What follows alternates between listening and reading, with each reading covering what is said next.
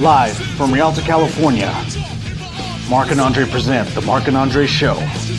Tonight's topics: the Birth of a Nation film review, Power Rangers and Star Wars trailer reactions, plus ancient aliens and major world religions. All tonight on The Mark and Andre Show. Now here are your hosts, Mark and Andre.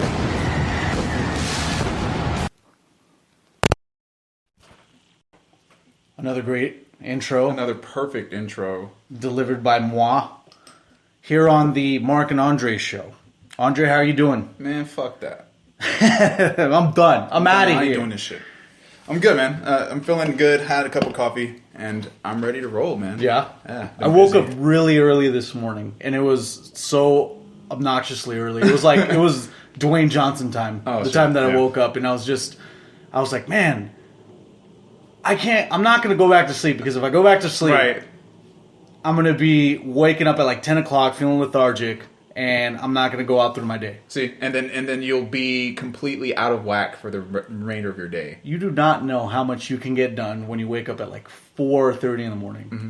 It is, And then when you're done with everything you need to do, it's like still 11. yeah, exactly. You have that. a whole fucking Well, day ahead of you, and you're like, what do I do? So I had the exact same thing happen. Yeah. And I've been fighting a nap all day, because I know Yeah. if I took a nap, I'd be fucked for tomorrow. So Yeah. I just powered through, just had a cup of coffee. And I'm ready Speaking for of more. power, I actually took a power nap earlier today. If it makes you feel any better, I took a nap. Okay. You 30 seem more minutes. functional than I am, so maybe I should take a nap. Tonight's Mark and Andre's show is a very special one. We are the only film, entertainment, conspiracy podcast on Spreaker.com. Let me just make sure the phone's on silent. Otherwise, we're going to have a bunch of people texting me, and there we go. The only film, entertainment, conspiracy podcast on Spreaker.com. Tonight, we're going to do a slew of topics, including the Birth of a Nation film review. Mm-hmm. What we did like, what we didn't like, plus the reason why Hollywood doesn't want us to see this film. We're also going to be discussing the Star Wars Rogue One trailer review. Yep. And the Power Rangers trailer review. Yep. And with us, as a matter of fact, is one of my good friends, one of Rialto's keen minds. Power Ranger expert. Power Ranger expert that we brought in, Dr. Desmond. Yeah, that's a little understatement, man. Power Rangers is the whole reason why I won a couple fights back in the day. There we go. He's been trained. Yeah. He's been trained by Zordon himself. To our knowledge. The last segment we're also going to have is we're going to be trying to tie and find common ground between world religions and ancient astronaut theories. Mm-hmm. So we'll bring all that to we'll have that all culminate at the last segment. But first and foremost, I want to thank Desmond for coming on. I appreciate you coming on as a special guest. He asked me to be a podcast guest. I saw that Power Rangers trailer, man, and it was I got time. triggered. Yeah, it was I just time. got triggered. I was like, yep, you know what? I try to stay media silent for the most part. Yeah. But this one is too near and dear to my heart for me not to speak my mind. And as you guys both know, I can talk. Mm-hmm.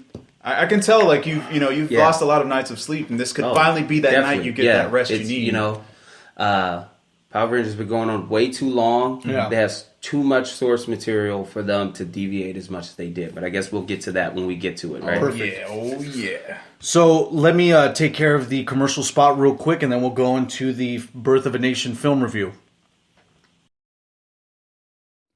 Hello, this is Mark Flores from the Mark F Podcast channel, here to let you know that this podcast episode is brought to you by Game Swappers.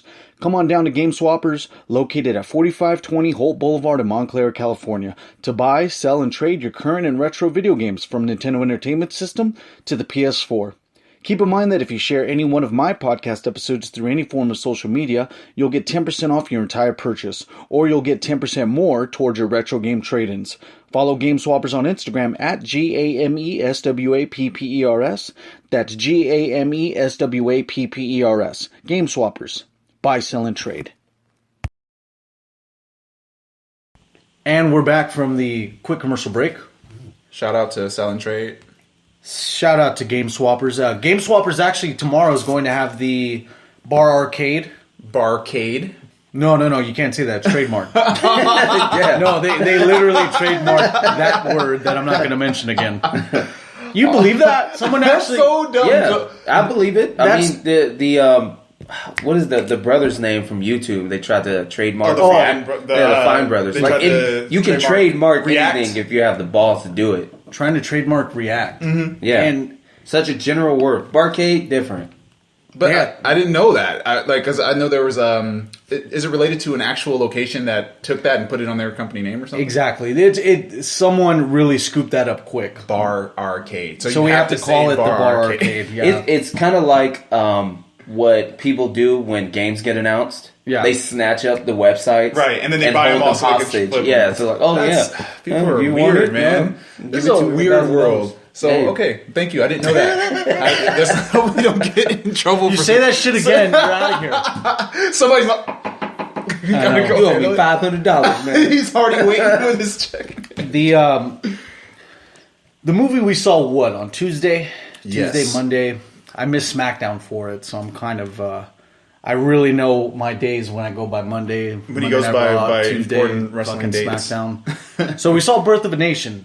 I wanted to see this. I remember seeing the poster for it, and you have Nate Parker, the director, co-writer. He does several things for this movie. We'll get into that, but it shows him inside the actual the movie poster, and he actually has a noose around his neck. Right. And that noose around the neck actually has the symbol of the American flag. Right.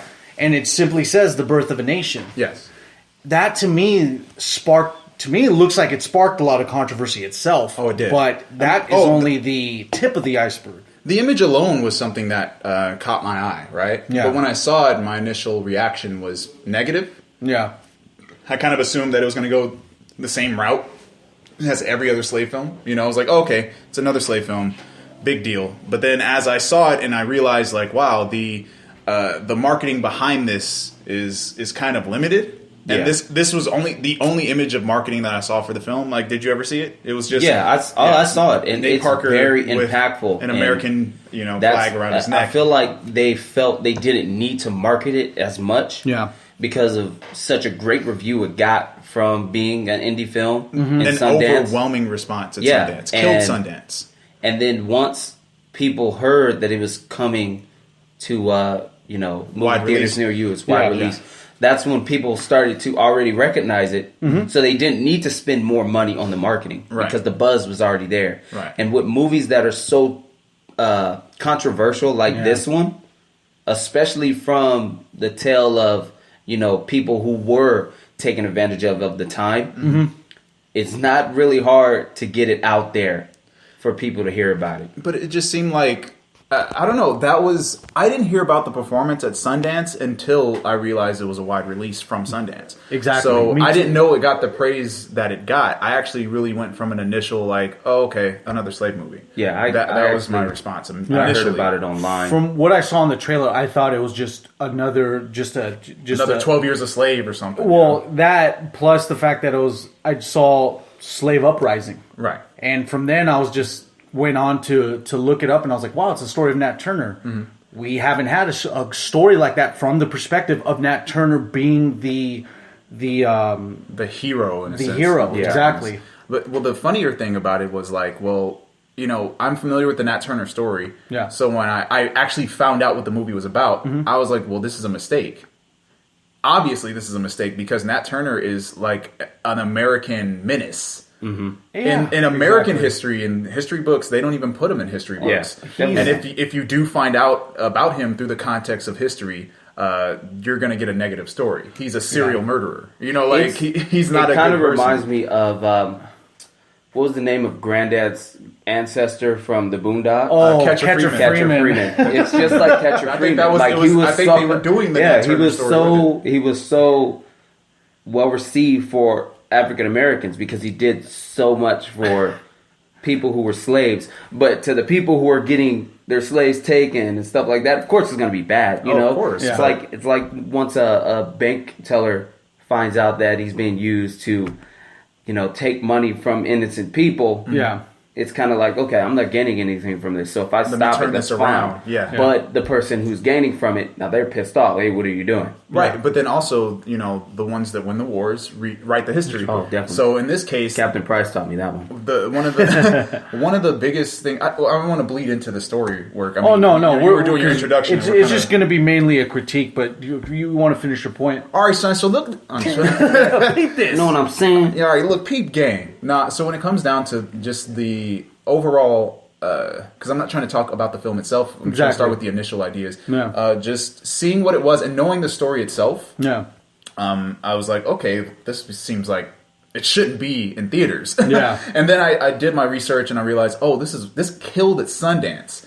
Usually at Sundance, people are just going for the experience because it's kind of a gamble. You go to Sundance, you don't know what you're going to see, and then you get a breakthrough hit like a Napoleon Dynamite, or you get a Black Dynamite. Damn it, all the Dynamites. You just get an amazing film experience. I'm trying to remember one, A Simple Life or something like that. I forgot. It was a Coen film, Coen Brothers film, killed it at Sundance, and it was phenomenal. So a number of films do well at Sundance, and then when they kill Sundance, they get awards and they get all this acclaim, credibility, and somebody might see that film and go, "We can go wide with this." And then a producer comes up and says, "Hey, I'll fork you a loan. Yeah. Let's see what we can get out of this deal." So then, that's good that you bring on that point. So now we're going to be talking about the good of this movie because it actually did get that acclaim you're mentioning. Mm-hmm. A lot of people rave about this movie, right. And when we go in there, I saw good cinematography. I really felt knee deep in the situation that Nat Turner's placed in. Mm-hmm. You know what I mean? Mm-hmm. It is really tough to watch. It's some of the imagery gets really intense. Right. I also felt that the locations everything was well placed. Right. I thought that even the sound as well. Oh God! So if we're gonna go into that, I mean, you're hitting the good details, the positives. Yeah. I have my philosophy that I share with you guys at the bar. Okay. And I just feel like from a cinematographer standpoint, exactly, and a directorial standpoint, he was doing something that I've not seen from a black director in a very long time, mm-hmm. and that really, I don't know, that just kind of reinvigorated my love for film, especially mm-hmm.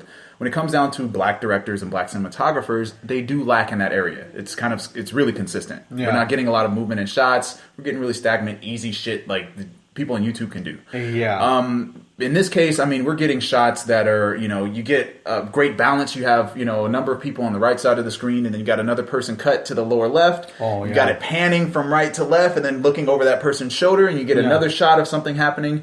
You're getting a lot of movement, and you're getting a lot of momentum. We got a lot of time lapses. There's this one shot with the cotton field, right? Mm-hmm. And it looked like you got the scale of how much work they had to do. Infinite. It looked infinite. It started low, and then they pulled up like, okay, that's just a few, trees. Then you pull up and you see an endless field. Yeah, it's never going to be done. Felt like that too. Oh yeah. And that's a lot of the shots had symbolic meaning. There was a specific scene. It wasn't a sex scene, but it was an implied sex scene, and they used a very beautiful symbolic shot to represent that. Oh yeah, using candles, the two candles touching, but it was incredible, and it was a quick shot. Yeah. They did a lot of great work with cutting. Like there was, one moment we were looking at the face of a young character. We blink, and it's the face of the older character, and they're still doing an activity. Mm-hmm. We had a lot. The editing was perfect. The cinematography was far greater than I anticipated. Mm-hmm. I almost want to go as far as to say that the cinematography was stronger than Magnificent Seven's, because Magnificent Seven, Fuqua's a phenomenal director. Oh yeah, but from Nate Parker's standpoint, seeing Nate Parker put all this together himself. Yeah. Mm-hmm. Fuqua's great with actual action movies. Yes. But this is not his realm. This is. Right. This is a different animal here with actual period pieces. Yes, and then that's another thing. He held well to the period, Nate. Yeah. Mm-hmm. A lot of the shots were, a lot of the symbolic shots with him, doing doing they the did a lot of Jesus. Yeah, pose. They did a lot of symbolism towards Nat Turner being a Jesus-like symbol. Mm-hmm. But as far as the directing is concerned, I see why it killed at Sundance. Yeah. Sundance is about the technique.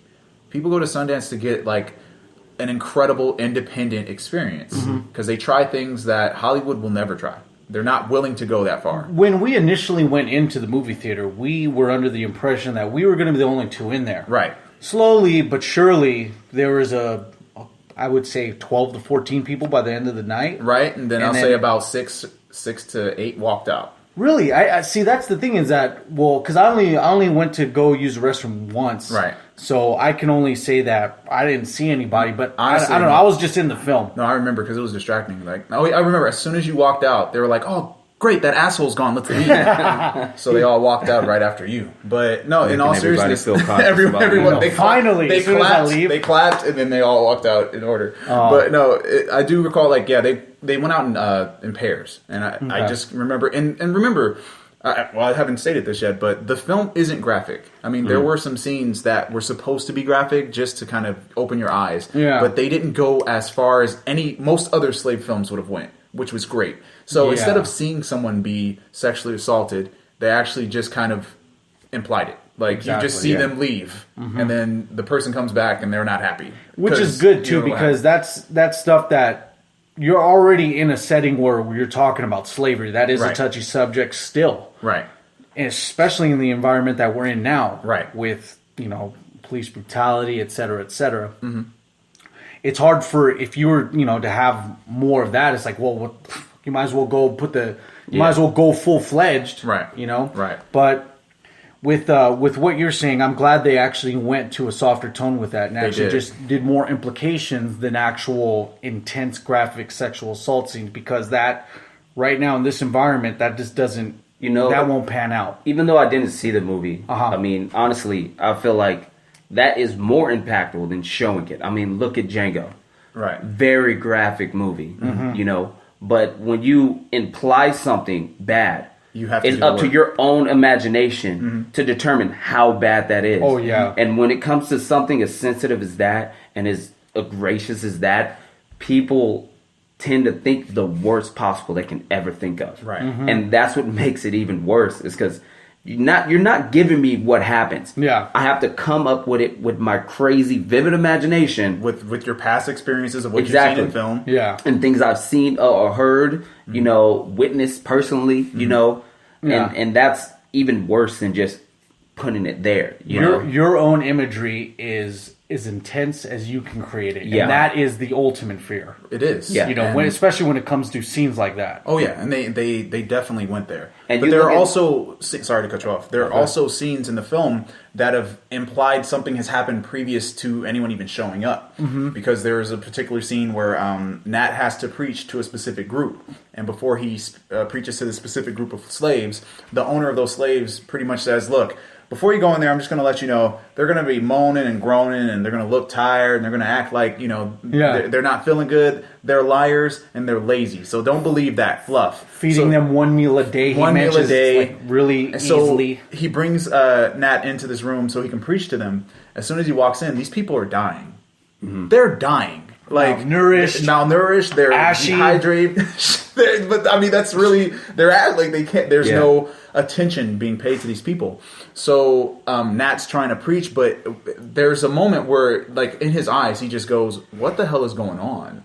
See, in that situation, because I feel like I don't want to go too deep in the plot, even though it's fine. We're talking about the good. The plot is essentially good. I don't even feel like people are going to watch it, man. To be honest, well, it's sad. I feel like whether you talk about it or not, people are going to decide whether they want to see it. Right. It's just like Roots, Right. People decided if they wanted to see the movie Roots or not. I guess the good news in this case is that it's not as torturous as Roots. Yeah. I mean, if you want to talk about, as much as the pacing in the film, I'll say that's, if we're going to slip into any negatives right now, I mean, I don't want to go, it's not too much of a negative, we kind of have to force this negative, but the pacing in the film is weird. Exactly. We're jumping time really fast. So he's a little kid, now he's an adult, and now he's meeting someone, now he's getting married. But then we hold scenes too long. That happened between 20 minutes and 40 minutes. Right. Like at the 20 to 40 minute mark, he's already an older Nat Turner. And he is already interested preaching. In a woman. Oh, yeah. And he then goes to preaching to, unbeknownst to him for a little bit, he does it for money. Right. His slave master gets the cash.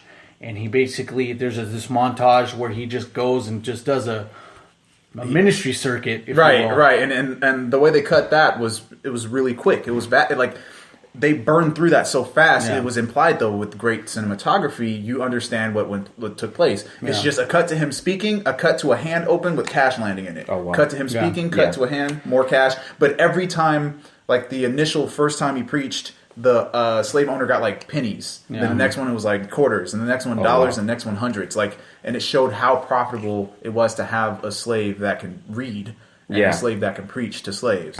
So it showed his use to his owner. Yeah. Mm-hmm. And they cut it so quick, it was like, wow, we didn't even have to go through this long experience. They did one long cut where it was him going to this one plantation and kind of him seeing what...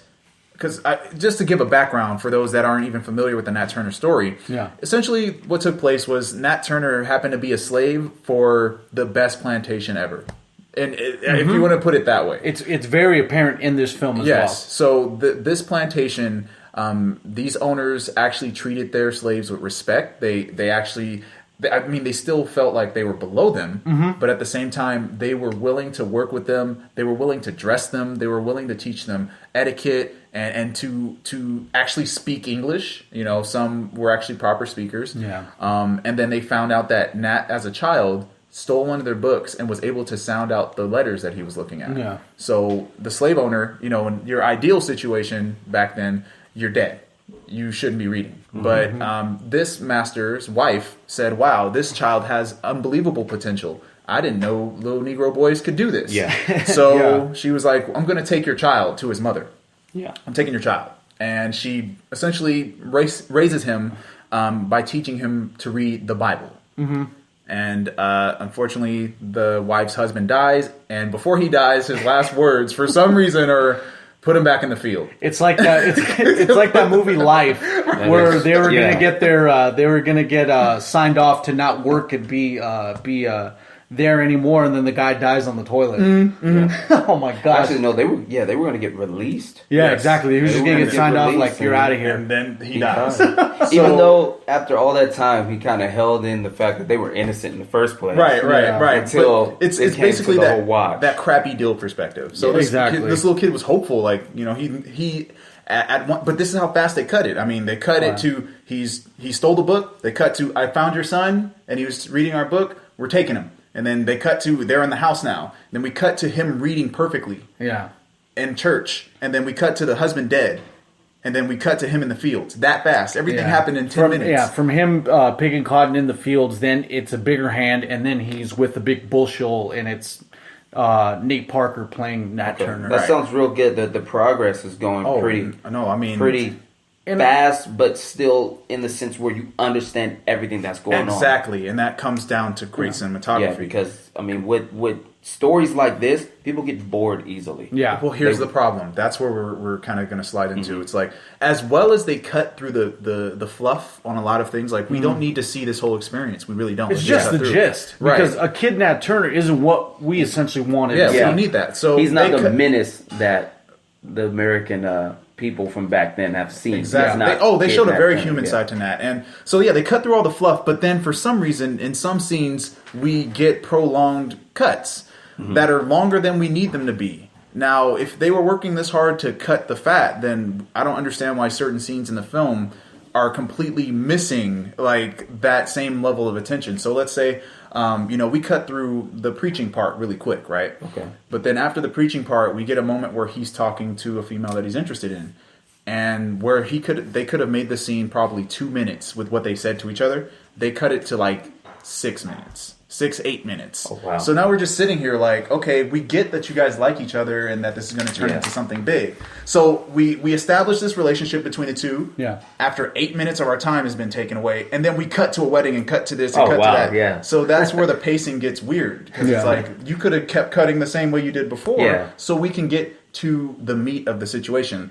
I mean, the actual rebellion doesn't take place till the third act of the film. Oh yeah, and that to me was, that's probably one of the few bad things I had to say about this, is that the rebellion was shot in a single location primarily. Right. And the overtaking was very well explained. I like that where Yeah. they go. It's very apparent that they go house to house.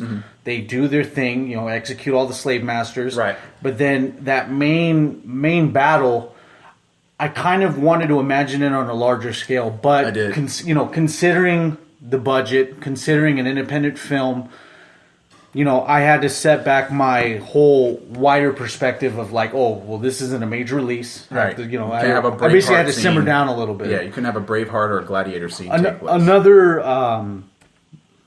bad point I wanted to make about this movie, and this is just, I only had a couple of things to say, is that the tone shift from it, and I mentioned to you when we were over at the saloon,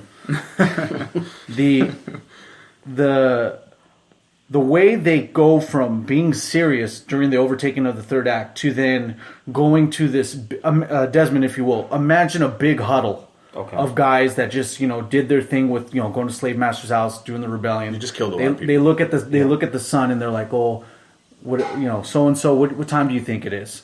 Oh, I'm looking at it. I think it's about 5:30, 5:45 in the morning. They're all looking and they're like, man.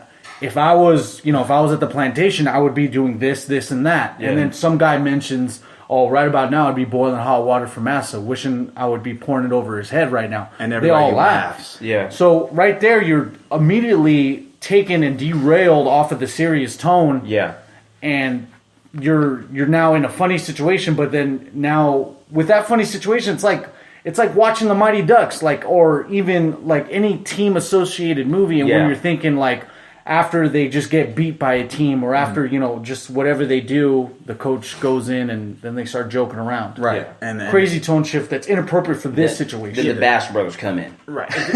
No, but it's kind of that was an issue. It was like but I understand why he went for these moments of humor. Yeah. Because he doesn't want you to be bored. I mean, Yeah. the scary part about this film is like he was vastly aware that we have short attention spans.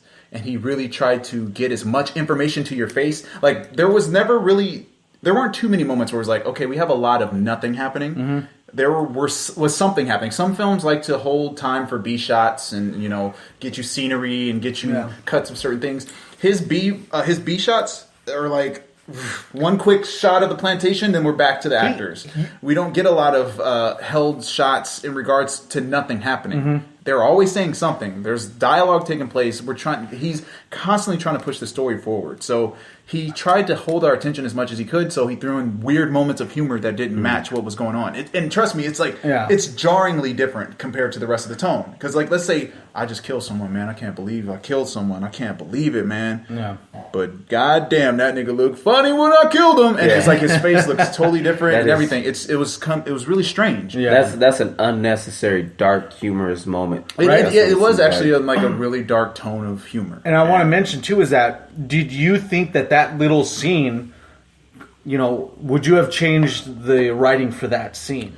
Here's how I see what Nate was doing. I'm trying not to call Nate Nat because it's so close. I really saw that Nate tried to use that moment in the scene as a kind of breakthrough fulfillment moment. Like, we are free. To their understanding, at this point, they've killed their owners. Oh yeah, okay. We are free, I can see and this is that. a liberation. And now we can be like, They're joking in this like, I can't believe it, we did it. Yeah. It's like at the end of a film or something after like a big war. Especially like something like Saving Private Ryan or something. Like they killed a huge group of bad guys, and they're like, oh, we fucking did it, and they have a cigar. Yeah. And they're telling jokes about their lives. That was what that moment was supposed to be, but it was so short and out of place, and it didn't make sense. And the thing is that their job wasn't essentially done because then we're still dealing with them a bunch of redcoats show up and it's not necessarily redcoats, but just a bunch of opposers. Maybe they could have did it. Now this is going to be weird that I'm bringing this movie up. Mulan. Okay. On their way to find the general. They had their little song and they were talking about what they were going to do after the war. Right. Joking, all fun, lighthearted, making fun of the weird dude with the pencils in his hair. Right. And then they got to the serious point. Right. Where everybody was decimated by the Mongolians. Oh no, it was it's if they would have, it sounds like if they would have did that, it would have fit a lot better, especially if the tone of seriousness is going to continue after the laughter. Trust me. Yeah. When he sees it, you will be applauding to the fact that you're pretty much spot right on the nose. Right. That's exactly what kind of happens. I don't want to leave spoilers, but Yeah. eventually Desmond might see it. Hopefully. Yeah. From what I want to say too is that I'm sorry to cut you off. Yeah. I got one more positive that please. we haven't noted at all, Uh-huh. and we have to acknowledge it. Nate Parker was unbelievable. oh my goodness, completely slipped my mind. But the problem with it, which could also be a negative, Nate Parker was so overwhelmingly good, he eclipses everything in the scene. Every scene Absorbs that he's in, everything. he takes everything. He takes all the energy, all the momentum. Unless they cut away from him, like if they edit away from him and they show something else. But if he's in the shot, most of the time he's eating all the energy in the room because he's so good. Yeah. Like there's a scene where he has a breakdown, like a straight up breakdown, but he doesn't scream or anything. He just like has like he's trying to talk to his wife. And he's holding a breakdown in, but he's like crying, and his face is saying everything. Man. So the realistic strength of a man, Dude, who has so much in his heart and on his mind, but he can't show it because he has to be the rock he has to of be his the rock. family. Yeah, no, he has to be the rock, just period, for his plantation. Wow. So he has this incredible scene, and then. I mean, all the work that he had did prior to that scene was still pretty incredible too. I mean, there's a couple of scenes where he watches, like I said, he was raised on a good plantation, and then as they discovered, like, you are a useful preacher, other plantations want your black preacher to preach to their slaves. Yeah. He had never seen another plantation before. Yeah. All he So knew when was, he went to another hey, plantation, they like us he here. thought the love would be the same, and he's watching black people be tortured right in front of him. It's kind of like when people from different countries come here, Right, and they see something and like they see like, wait a minute, what? Right. You know, Wait, I'm supposed to tip at a restaurant? hey, don't get me started on that. That's a form of bribery. That's what that is. But that's the first time Nat Turner gets to see like we're actually not respected in any regard. Yeah, we're just tools. He got to a them. big culture shock at that one. Oh, he got a huge loved culture it. shock, and it rattled his existence. You know what? Great example. When my dad went overseas from living out here in Rialto and Fontana area growing up, when he went overseas to China, Japan, Australia, Germany, he realized that we are accepted everywhere in the world except the place we're from. Oh yeah, which is America. Not Africa, because I'm not African American. Never been to Africa in my life, except with Carmen Sandiego. But she'll take you there.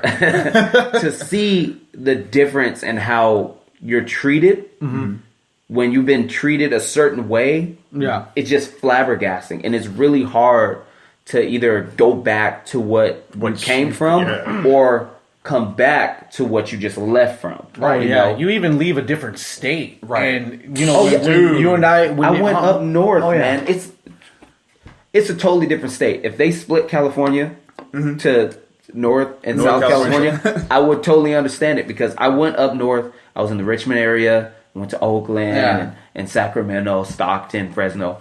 It is a totally different place. We talk different. We dress different. We look different. They're like cartoon characters. I was just driving, and I see guys making mean mug looks to me. And I'm like, they know I'm not from here. Yeah. And I have a buddy who's from San Jose who was living out here. And I told him, he's like, yeah, man. He's like, they can tell, dude.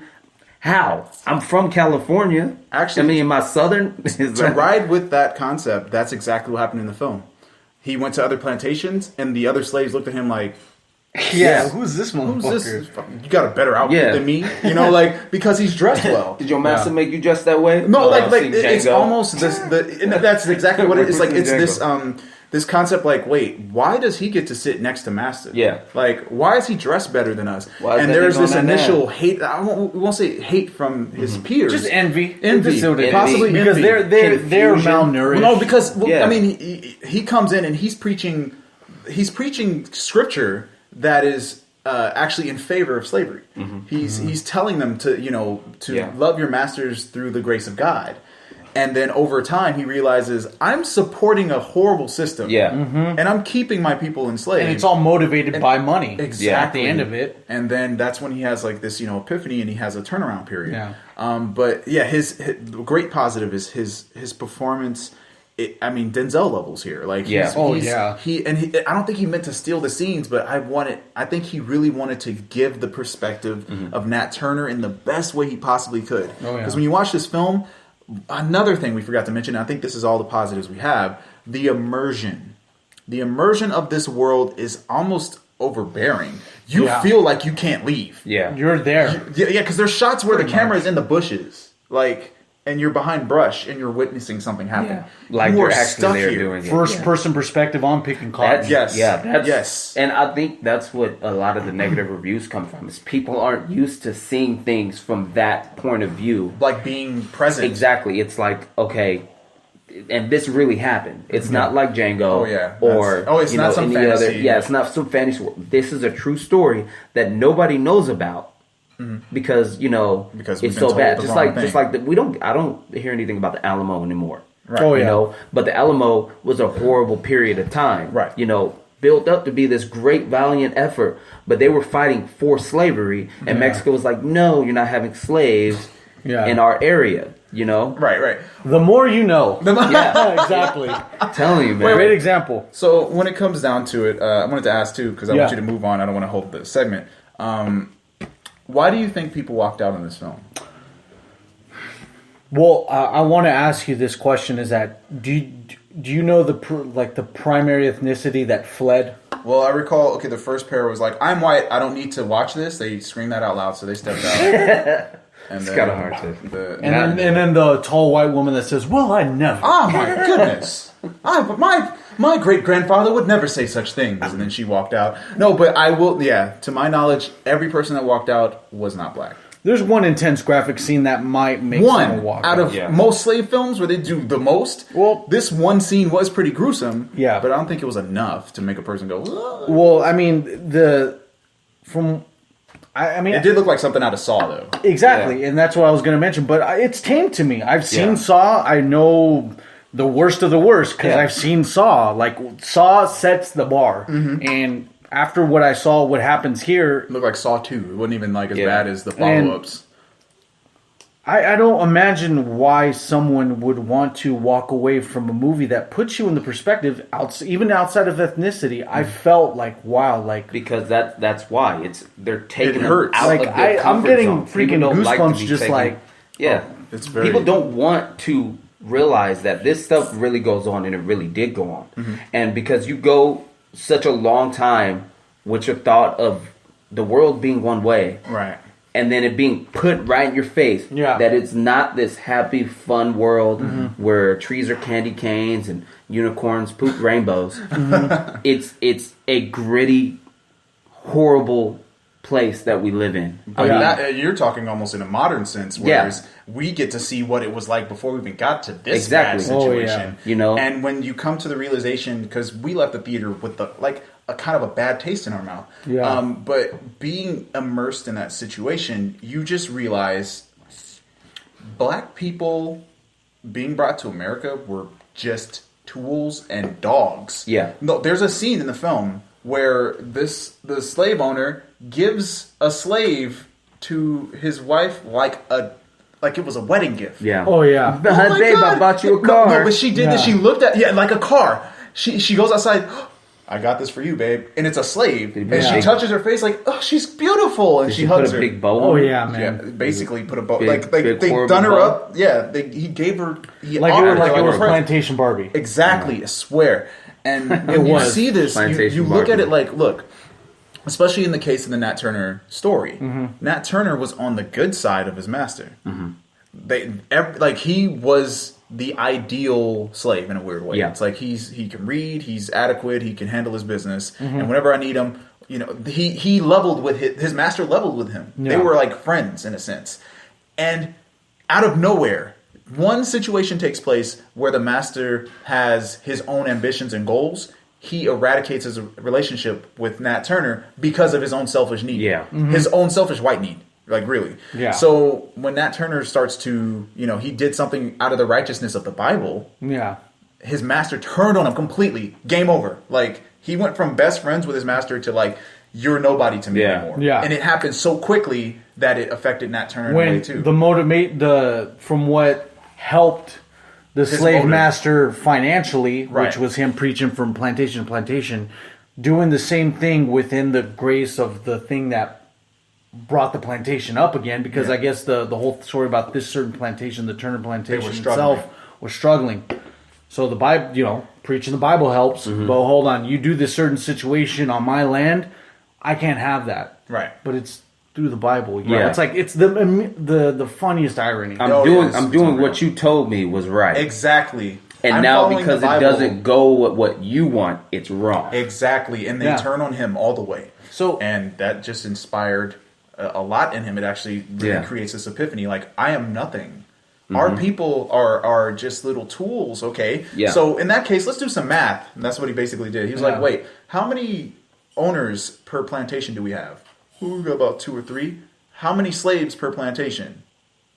Numbers exceed by a great number. Yeah, and bunch see, fold. This is what I tell people, that like the whole history of the N-word is, it means ignorant machine. That's why they gave black people that name, because they're machines. They work constantly, nonstop. They don't need a lot of food. Right. They don't need a lot of water. They Give need a lot them of the rest. minimums. Give them the minimum, and then let them do their thing. But they're ignorant because we're making them do all this work, and they don't realize we only got 3 people watching 200 people one picking dude cotton. with a whip cracking over their head. That's about it. And that's the thing. So, I mean, anybody can be the N-word, But in this case, it's like that's where Nat, in the context of history, he essentially just said, this is unjust from a preacher standpoint, not from his own personal standpoint. He looked at the Bible again and went, wait a minute, for every scripture they tell me to teach you guys to keep us in confinement, there is another scripture that says that they are unrighteous, evil people. Yeah. So based on what I'm reading here, we need to take our power back. And he actually leads the revolt through the power of the Bible. It's really unique. Yeah. But I guess in context of everything that we're talking about, let's just kind of give a rating and not hold it too long. This film was great. This film was unbelievable, actually. It's a very I won't say film. It's a masterpiece. Oh, yeah. But without a doubt, my initial response, and I think we'll talk about this in a little bit, right? It's another slave film. I don't really want to see it. I'm tired of slave films. But this is the slave film that needs to be seen. And this unfortunately, is the slave film. This is the it might replace Roots. And that sucks. That sucks because Roots is very impactful itself. But this could be the modern day. A lot of African Americans need to see this film at this point in time, and I'm gonna get to this film is so relevant to the moment, to what we're experiencing now. Yeah, it is unbelievably relevant, and that's why it should have came out. That's why it's getting such a negative response from people, because it hits too close to home. Yeah, and with the aftermath of the film, you have to understand this. Nate Parker, the guy that plays Nat Turner, he directs, co-writes, produced, did the cinematography, and starred in this film. Yes. Pretty much, if you put it in the context of a sports team, he's the defensive coach in a football team. Defensive coach, head coach, offensive coach. He's the tight end, wide receiver, and quarterback. Yeah, exactly. He's the starting 5. Exactly. And now, from what we have here, this is the only thing I could surmise is that a film that shows a revolt of a slave to his master is a movie that Hollywood does not want African Americans to see. Okay, because just conceptually, right? The Nat Turner film is actually a film about rebellion as a whole. The concept as a whole is about being outraged and taking what you demand. Yeah, that is what this film is about. But your average slave film, though, your common slave film, is actually just about the tale, and the submission of being in confinement as a slave. 12 years a slave, there is no positive. The 12 years a slave is I was a slave and I endured it. Yeah. The end. Whereas Nat Turner's like, I was a slave, I saw something was wrong, and I got my people to revolt. This is the only slave film that does that. If you look at it from a modern standpoint, it's just like companies, when do employees realize we're being treated wrong? We're not being paid the right amount. They're having us do more work than we're getting paid. Yeah. And they're sitting there doing nothing and reaping all the benefits. Yeah. And when that happens, that's when large companies get sued. That's why you see a lot of temp agencies just going out just quick because they're all about getting money. Let's take his example further and say, let's get to where we really need to get to is that, African Americans in general get mistreated all the time. Right. I mean, I really can't speak for it. Like stories from out here, man. The only time I had was a small morsel of actually feeling out of place was when I went to a thrift store in Utah. Oh, dude. Oh my gosh! Oh, man. I felt like me and Andre felt like two dots in an actual I don't know. I can't. Two dots on an all white painting or something. Exactly. Like it's just a blemish. No, exactly. seriously. And it was like that. We walked in and it was like the music stopped, man. Yeah, no Mexicans, no blacks. African Americans at all. It's just like I was turning my head. I was like, oh my god, there got to be someone else here. Nobody, dude. Where's my cousins? Yeah. And we walk around and we were just gonna go in there and check out some stuff, but then I think we spent about a minute in there. We walked to the back, checked out some stuff, and we just realized everyone's looking at us right now. Yeah. Let's leave. So, and I'll go to the point that I wanted to get to is that this film is a great example. It's a prime example. You could generalize what he did. Revolt against the oppression. Yeah. Yeah. That can be taken in so many contexts. And, anyone outside of the minority of who's being exposed here, the slave master, which was white. Right. If you revolt against them, they don't want. This brings to my point. It's like they don't want you to see this film. I don't know who they is, but they don't want you to see this film. Well, in this case, being black, we're very used to saying they because they is always messing up. Yeah. Well, here's the thing. This film, what Mark is trying to say is, this film actually doesn't primarily speak to blacks. This film speaks to individuals that have been oppressed in any fashion. Like you mentioned, in the workforce, people get treated a certain way, and we're pushing your example a little bit further. If you work for these crazy wages that really don't enhance your lifestyle at all, you're still living check to check, and these guys are sitting back not doing shit, reaping the benefits off of you. This film, if let's say like a good 10 million watch it, will subconsciously feel rage against their oppressor. When we watched this film, we just there was a point, me and Mark turned to each other and we were like, people can't see this film. Yeah. Because there's that moment that actually was around the time we talked about it kind of the tone shift. But after they did their, they revolted and handled their business, there was this sense of that was not as hard as they made it seem. And the same concept applies. I mean, there are so many more that get oppressed compared to the small number that runs the ones that are being oppressed. So it in this film, it's basically telling everyone, go revolt, period. Revolt against whatever group you're in that you feel like it's unjust and you're not being treated correctly. Because me as a black person, I felt I should revolt on my own. Yeah. Mark felt like I should revolt against those that aren't treating me right. Like it was very inspiring in that sense, and I feel like if the right people ended up seeing this film, it could spark that next Martin Luther King type of mind. Exactly. That next Malcolm X type of line. But see, people don't, it's not even just, when it comes to media. I mean, look at the whole Colin Kaepernick thing. Right. Same thing. He's bringing light to something that is wrong and that we should be mad about. But people are mad because of the way he's doing it. Even though he's not hurting anything, it's just the subject matter he's defending. Yeah. Well, in Colin Kaepernick's case, they made him a target and they made him. But this could actually lead into the next little bits we can go into as far as this whole situation. I guess I'm just a natural with you guys. Because even Colin, with Colin, they the media flipped on him, right? Oh yeah, the media turned him into a villain, right? Oh, so in this case, the exact same thing took place, which is why me and Mark feel like this film is being derailed. Hollywood is revolting itself against this film. They're saying this movie's a flop, but then I look at the wide release scale of this film, and it's not that much of a wide release. It's like you're going to make $7 million on the amount of theaters that are actually playing this movie. Yeah. And they try to ridicule Nate Parker's name by mentioning a rape case that he was acquitted of 20 years ago. Gosh. 20 years. Don't even get me started with that. I saw on Facebook, someone posted all the movies that he was in. Great debaters, great. No one gave a shit then. All of that stuff. Nobody cared. Yeah. But now. But then again, if we get political, when someone brings up something old, you shouldn't do that because it's old. You can't talk about old stuff like that. But it's not even about old. It's the fact that he was acquitted of these allegations. He didn't do it.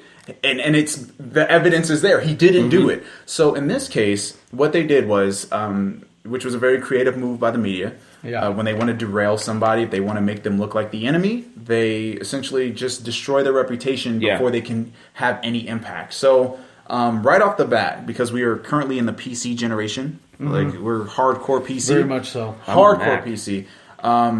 What they did was, they brought back the rape allegation case or whatever.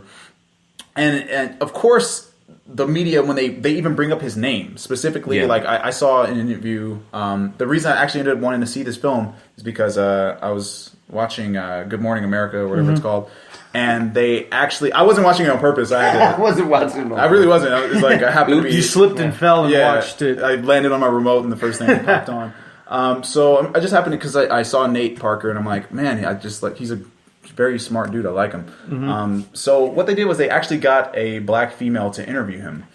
And I knew something was interesting already. Oh, yeah. Because out of the whole cast, you chose the black female. Okay, whatever. So the black female is doing Where's Tanya? Yeah. Do you have Tanya? Yeah, give him the name. I know after she's done giving coffee. Yeah. After she's done giving coffee, can you have her So interview wait, Nate Can we have a Parker? sister? So it wasn't just a black woman who's on the cast. No, it wasn't. It was just woman. a random. No, it was a black woman on the cast. cast. I was gonna say if they pulled someone from the makeup room, No. to do his It was interview, a black then they woman was on the cast. reaching for that one. But here's how the trick worked. So right off the bat, she goes, we hear that you did a fantastic job at Sundance, and the film got a lot of momentum. How are you feeling about this? And he, gives a very articulate answer, very smart about it. He's just like, I just want people to see that this is the history of Nat Turner is inaccurate, and I want to share the truth. Yeah. And she goes, well, can you go into more detail about your rape allegation? Yeah. Like right off the bat, just threw that to the side. Tell me about your rape allegation. And he, as professionally as he could, he said, well, I already covered that in my interview in 2020 yesterday, so I really don't feel like I need to go into that. And she was like, well, I heard that she happened to commit suicide recently. How do you feel about her committing suicide after your actions? Well, how was that? What does that have to do with me and me being acquitted of it? That is so written She was by like, ABC. Exactly. Well, no, but that's what it's like. She the tactic was, she killed herself many years after the fact. The person interviewing her is all crying a tear because she has to. No, but that's what I'm getting at. The interview itself was bait to get him angry. Yeah. So they were pulling, and eventually he did kind of snap. He's like, "Look, why are we even talking about this? I already talked about this yesterday. I'm here to promote the film. Coming up Can we next. please talk about the film?" And he's like, "Sure." And then he gets to talk about the film. But at that rate, watching him, because my mom had to be present. Yeah. And she looks and she goes, "I think he did it." That's all they needed to do, because his reaction was like somebody that actually you piss somebody off. If they show an emotion that's too aggressive, it makes them look like they're guilty. But the thing is, though, is when you're innocent of something, you have the right to be outraged when people keep telling you you're guilty. But it's just like when people get pulled over by the cops, right? And they say, "Oh, your tail light's out," even though you just changed the light bulbs in your tail lights the day before. You have the right to be angry. No, you lying, man. But if you do, you must be guilty of something. But here's the thing: that's what they're playing on. They're playing on the perspective. Yeah. They're playing on a general audience. We call them a general audience. Like we don't want to call a person dumb. We just want to say like they don't see things the same way as others. Yeah, they don't look from this context, from this perspective that they did. Well, he's mad. I think he did. That's all they need. They just need him to snap a little bit. He snaps, and then all of a sudden, coming up next on TMZ. I told you. And then Nate every Parker time snaps on a fellow sister. No, will he rape her? Exactly. Like, it's just it goes like that. Who will he rape next? I and know. He's like potential rape victims. Yeah. And they show pictures of him chilling with people, and if they have any weird behavior, this female, then he did something. Yeah. But here's what I'm getting at. The media went out of their way from this point, from the moment that the rape allegation was brought up randomly, right? Yeah. Hand quotes randomly. Every time that they brought up Nate Parker's name in regards to the film, they said, "Oh, so we'll be discussing Birth of a Nation, created by Nate Turner, who is under suspicion of being but but it doesn't matter. They changed his title. His title has now shifted to that of being a suspect for rape. Yeah. Now people associate him with rape. Period. It doesn't matter. Like Bill Cosby didn't do it, right? Bill Cosby didn't do it. He got acquitted. Everything's done. Yeah. He's still labeled as a rapist. It doesn't matter anymore. Oh yeah, his name's tarnished. In this case, they tarnished his name in time of the film. Yeah. So the momentum has been shifted from the actual Nate Turner film getting attention to Nate Parker being the individual that raped somebody in the past. So now it's up to us as the movie-going audience that actually goes to see this that has to vouch for it. Exactly. Yeah. But also, wait, one more thing. Go ahead. So with this label that he now has, guess what? We're in PC culture.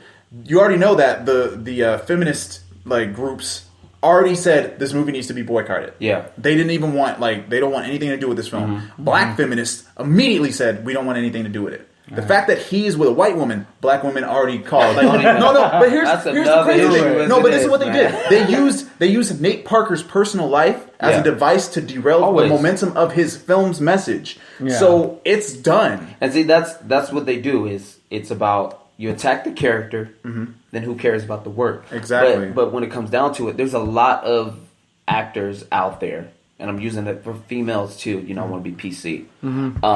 There's a lot of actors out there that have done questionable things, but nobody will boycott the work. Oh yeah, Tom Cruise, Roman Polanski, right. Oh, even Roman Polanski. I mean, he can't even step foot in the United States. He'll get immediately arrested. Right, but he gets an Oscar. Right. But that's fine. Woody Allen. Woody. I'm a big Woody fan, and it sucks because he did do. He's a sick man. He's completely guilty. It doesn't matter. Yeah. No, but let's. Those are just good examples. Let me just get straight to the core. I don't want to beat around the bush anymore.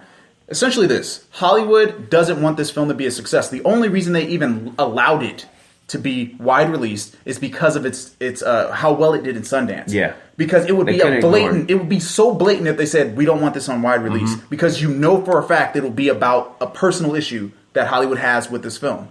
So it's like, it's an obligation. Damn it. It did so well. Exactly. God damn it. They got a Nat Turner film and now they're bringing it to our wide release. So what we need to do is shut this down. Yeah. So what they did is they attacked Nate Parker's character, right? Get him in bad graces with everyone. Now, what they did is, because first of all, the marketing budget was not good. No. Of course, because this is a low budget, they did what they could. Yeah. So the marketing, it wasn't going to do well already. That's a problem.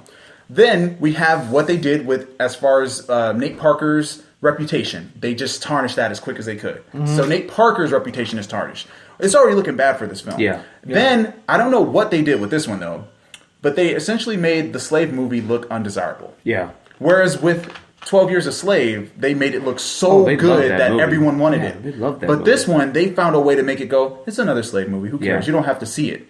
And that's what took place. A number of people that I've spoken to, are you going to see the Nat Turner film? Yeah, man, I don't want to see another slave movie, man. Yeah. That's everyone. But even though 12 Years a Slave made multi-million dollars. And Oscar. It's unfortunate. I had Best Director. I had no intent to see that movie anyways. Exactly. I still haven't seen it. I still haven't. But here's the thing. That's because to me. There's this question in the air.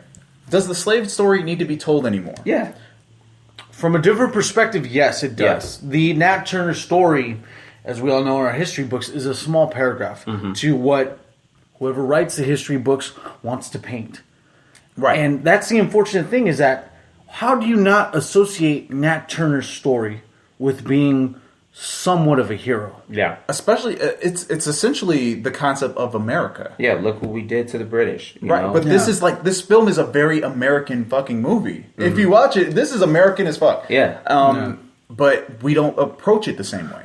And I feel like it really shows. This is like the most blatant I've ever seen Hollywood go out of its way to destroy somebody's film. Very obvious. And then my other small, slight conspiracy, this was based on Chris Rock's film Top 5. Yeah. So if you guys saw Chris Rock's film Top 5 in 2014, Chris Rock had a joke. And Chris Rock's character actually happened to make a film that's pretty much a parody of this film. It's called Uprise. And it's about, it's basically the Nat Turner film, 100%. So he makes this film. He drops the film with high ambition. He's like, oh, this is going to be fantastic, and I'm going to teach our people about our heritage and our history. So the movie comes out. He goes to the movie theater to check it out to see how it does. And he gets there, and his publicist is there, and she's like, yeah, so unfortunately, Tyler Perry's new movie, Boo, is out. Yeah, so Tyler Perry's movie, Boo, is out the same day that yours came out. And then he's looking at the lines, and there's a super long line around the corner, and then his has like one person. Then he goes into the theater. He's like, okay, are we going to show this on more screens? And she says, no, this is the only screen we're showing it on. The Tyler Perry film took all of them. So, coincidentally, this is 2016, right? So we have the Nat Turner film that just came out. Medea's new movie, coincidentally, is called Boo. Will be out next week, and it is going to completely trump this film's momentum. This movie doesn't have a chance at all. It's not going to get nominated for any awards. It got the Sundance Awards, but it's not going to get a mainstream award of any kind. It's not going to get any recognition on the mainstream I can't stand those movies either. But, honestly, but, I don't but like that's where my Tyler Perry conspiracy comes in. Tyler Perry has not made a Medea film in 3 years, 2 or 3 years. He doesn't need to. But suddenly, he's got a Medea movie out. Yeah. And of course, that sounds ridiculous. It might be a little too far fetched, but the timing is unreal. Yeah. And also, the top 5 film is kind of crazy to have even predicted this perfectly happening. Yeah, that's pretty eerie when you mention it. And Chris Rock is a huge advocate of pushing that kind of message. Yeah. So I feel like Nate Parker. Nate Parker. I feel like he knew this was going to happen. I feel like he knew this was going to happen because this is a film that shouldn't have been made. And he put his life's work into this. Because if you watch this movie, you will feel the amount of love and effort that he put into studying Nat Turner. Studying the experience, studying the plantations. He put all of his time and effort. I think he had shots in his head for years that he held just for this movie. Yeah. Because I feel like this is this man's life work that he put together, and I'm watching it get burned right in front of him. Oh, yeah. But he knew. I think he did good at Sundance with no intention of pushing it wide. But then a producer came and said, let's do it. And that's what happened. So, in that case, man, I really hope, this could turn out to be a cult classic, possibly on DVD or something in the future. Oh, it's going to get the recognition later. Right. Hopefully. I feel like this could really get buried. Yeah. It's already $7 million in its first week. Yeah. But see, again, he did that, like you said, he had the love for this movie. That's why he did such a great job. Right. But he knew going into it, something's going to go down. Go wrong. They're going to bring. I think they even knew. He even knew they were going to bring up this allegation. Yeah. But he still was willing to do it because he knew the message was so powerful that it and was so real that the people who want to see it or need to see it will watch this movie and take from it what they need to take. And when they see it. Yeah. It will change people. So, we left the theater fucked up a little bit. Yeah. So to close on to the point, right? What we have to, I myself, we're pretty much going an hour into this segment. Sorry, but man. no, it's still exciting. It's still exciting and in-depth thought. So I can't really, I can't be mad about it. Right. I like it. I enjoy it. But what we can go from this is that 1 out of 10, I gave it an 8. I pretty much think that you probably have the same score. Let's see. I'm looking at it's from a range of it's from a range from about like on a scale from 1 to 100. I'm looking at maybe like an 86, to about a 91. Well, 91.8. So an 86 to a 91.8. Well, with that being said, the only thing that we have to hope for with this movie, The Birth of a Nation, is that it catches a social media storm. Oh, yeah. So that's the only thing we can hope for. Right. I mean, it has. The ratings don't lie. I haven't even seen the movie, and yet I know so much about this movie and what is going on around it. So I think maybe that's what he took from it. Even if it gets the negative press, that's still press. Right, it is. All publicity is good publicity. That saves on his marketing budget. Well, yeah. So what we can hope for is that it goes cult. It has a cult following, and it goes Napoleon Dynamite style and has to go from the underground up. And then it'll get a spin-off cartoon or a show of some kind, and then it'll be on Adult Swim. It'll be on a guest star on Black Dynamite. All right, guys. How about this? Let's go take a quick break here, and we'll go and come back with the Power Rangers trailer reaction. We'll go X-Nay on the Star Wars trailer reaction, and then we'll go into the ancient aliens being brought into religious text here on the Marvel. My heart is boiling for that Power Rangers, man. Boiling, goddamn.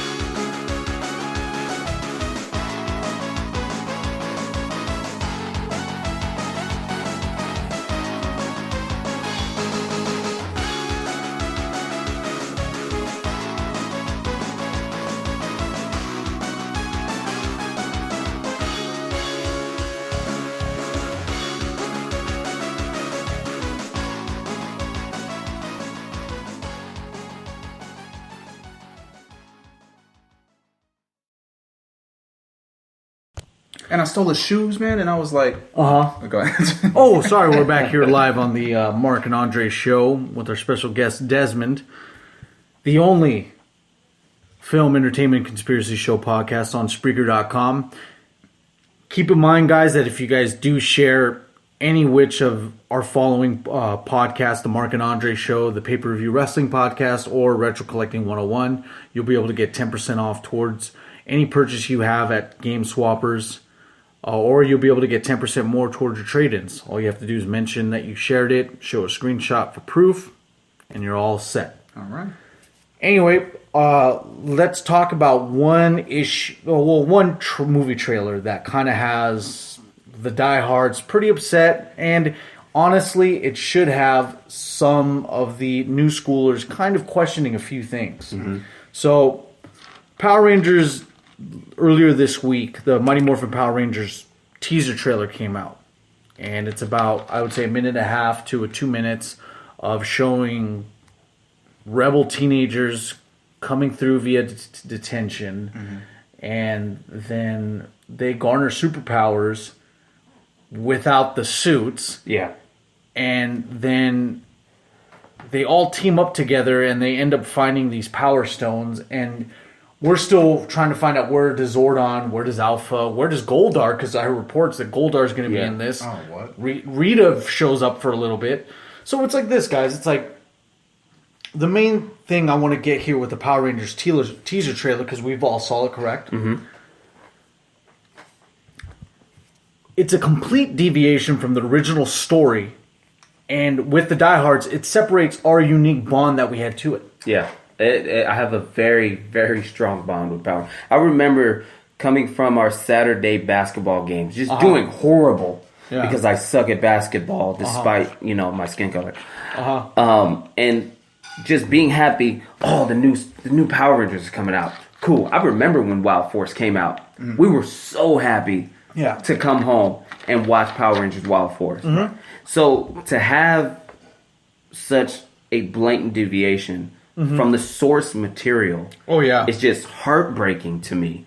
Even though, they say, oh, well, the movie's not for you. It's for new. Okay, but who's it from?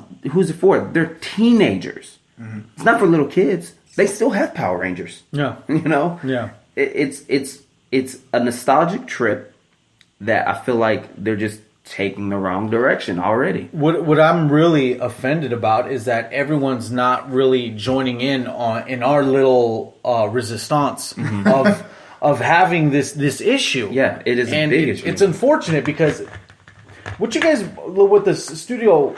I keep saying studio audience like they're fucking here. Yeah. Okay. Like the audience at home says. Like they would see it like this. What you guys may not know, what you guys may know is that Mighty Morphin Power Rangers, the first iteration of it to us, to the U.S. audience, was a hit. Oh, we're talking hit. Video games, merchandise throughout the wall. The debut of Tommy the Green Ranger did not happen in the afternoon. It happened during prime time. Oh, yeah. Mm-hmm. It happened at 8 o'clock, 7 o'clock on Fox. Hour-long special. An hour-long special. Now, this is heavy stuff.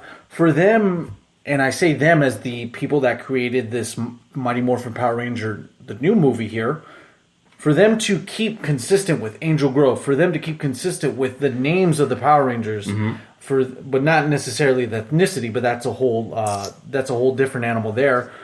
For them to keep so consistent and then just pump the brakes and decide, wait, okay, these guys get the powers without the suit. The suit, which I'm getting into now, the suit itself symbolizes the power symbol. Within. Yeah. That is their whole symbol. And you don't get, when the Power Rangers try to fight the putties without them, it's usually hit or miss. They do fairly well. Yeah. Other than Billy, because they know karate beforehand, too. And that was my biggest issue. This is what made me want to come on you guys' show and talk about this, is I don't see where martial art plays a role in this movie. That should have been a big emphasis for this first trailer. Oh, yeah. It's because every single one of the group of the Power Rangers, they were already at least enthusiasts. Yeah, Zach knew how to dance. You're halfway there with karate. He was a break dancer. Oh, yeah. Capoeira, right there. Boom. Yeah. Eddie Gordo. Right. But I don't see that in any one of them at all. I think the only thing I see is Zach because he's Asian, but that's racist. But the way they're going with it kind of makes me want to feel that way. Right. And I don't know. I'll let you guys have your kind of spiel, and I will be I'll be the one that will argue against you two. That's perfect. I will be the studio. Okay. I will be Hollywood. So go ahead and have your nostalgia. All right, Mr. Hollywood. That's the main thing that I want to get to. There's a shot of, I think, Jason, or is either Jason or the one they have is Billy. Well, no, Billy's the black dude, see, man. I'm getting confused. Yeah, here. see how confusing it is? There's a scene where he comes from the morning, and this is total ripoff of what Spider-Man had. He comes in and he's actually like ripped, chiseled, and he's able to break a sink without the suit. When is such power garnered without the suit? See, and that's the thing. They're supposed to still be mortal, but with the power they are given, they are able to do bigger and better things to help the greater good. And that's the whole theme of Power Rangers is you may be weak on the outside, which is without the suit. But once you gain the power that you feel you need, you can do just an immeasurable amount of things. Let me ask you this, Desmond. So do you feel within the, in all honesty here, with the way you saw this trailer, was there any hint that any of these 5 Rangers, potential Rangers, have any sense of martial arts whatsoever? No. Because I didn't see it. I don't see it. That's why I said there's not an inkling of martial arts in this trailer. And it's confused. I mean, I think the only martial arts type thing was the headbutt that I believe was Bulk gave Billy at his locker and knocked itself out. Which again, it's like, what? Yeah. You know, Billy is the whole personification of it, what it really means to be weak and yet be able to do great things. He's the Donatello of exactly this whole core. And he is. I mean, later went on to help other Power Rangers. Oh yeah, just like Jason. And just sorry, not Jason, but Tommy. Yeah, and it's funny how Bulk and Skull seem to like be the only mainstays of this whole thing. Like Bulk and Skull, like what do they do? Don't they have jobs? These guys are just like full-time bullies. Like Zordon puts them on the payroll. Like, you will be my full-time bullies. You will give them their potential. Like he's gonna beat their ass to make them more able to be Power Rangers. The fire. Seriously, there's a thin line between the voice of Olmec from Legends of the Hidden Temple to the voice of Zordon. They're the same fella. They're brothers. I'm just waiting for him to say, your choice is yours and yours alone. And with Zordon, too, they got Bryan Cranston. He wasn't in the... What role is he playing? That's a big-time actor that you just got right there. I think within the trailer, you have up to the climax, or like up to the point where they actually get these powers, because Billy blows up a portion of rock, and they get the stones, but I'm like, what stones did they get? Like, Zordon took them to where he needs to be. In all essence, Zordon kidnapped these kids. Yeah, they do. And then gave them powers that they didn't want.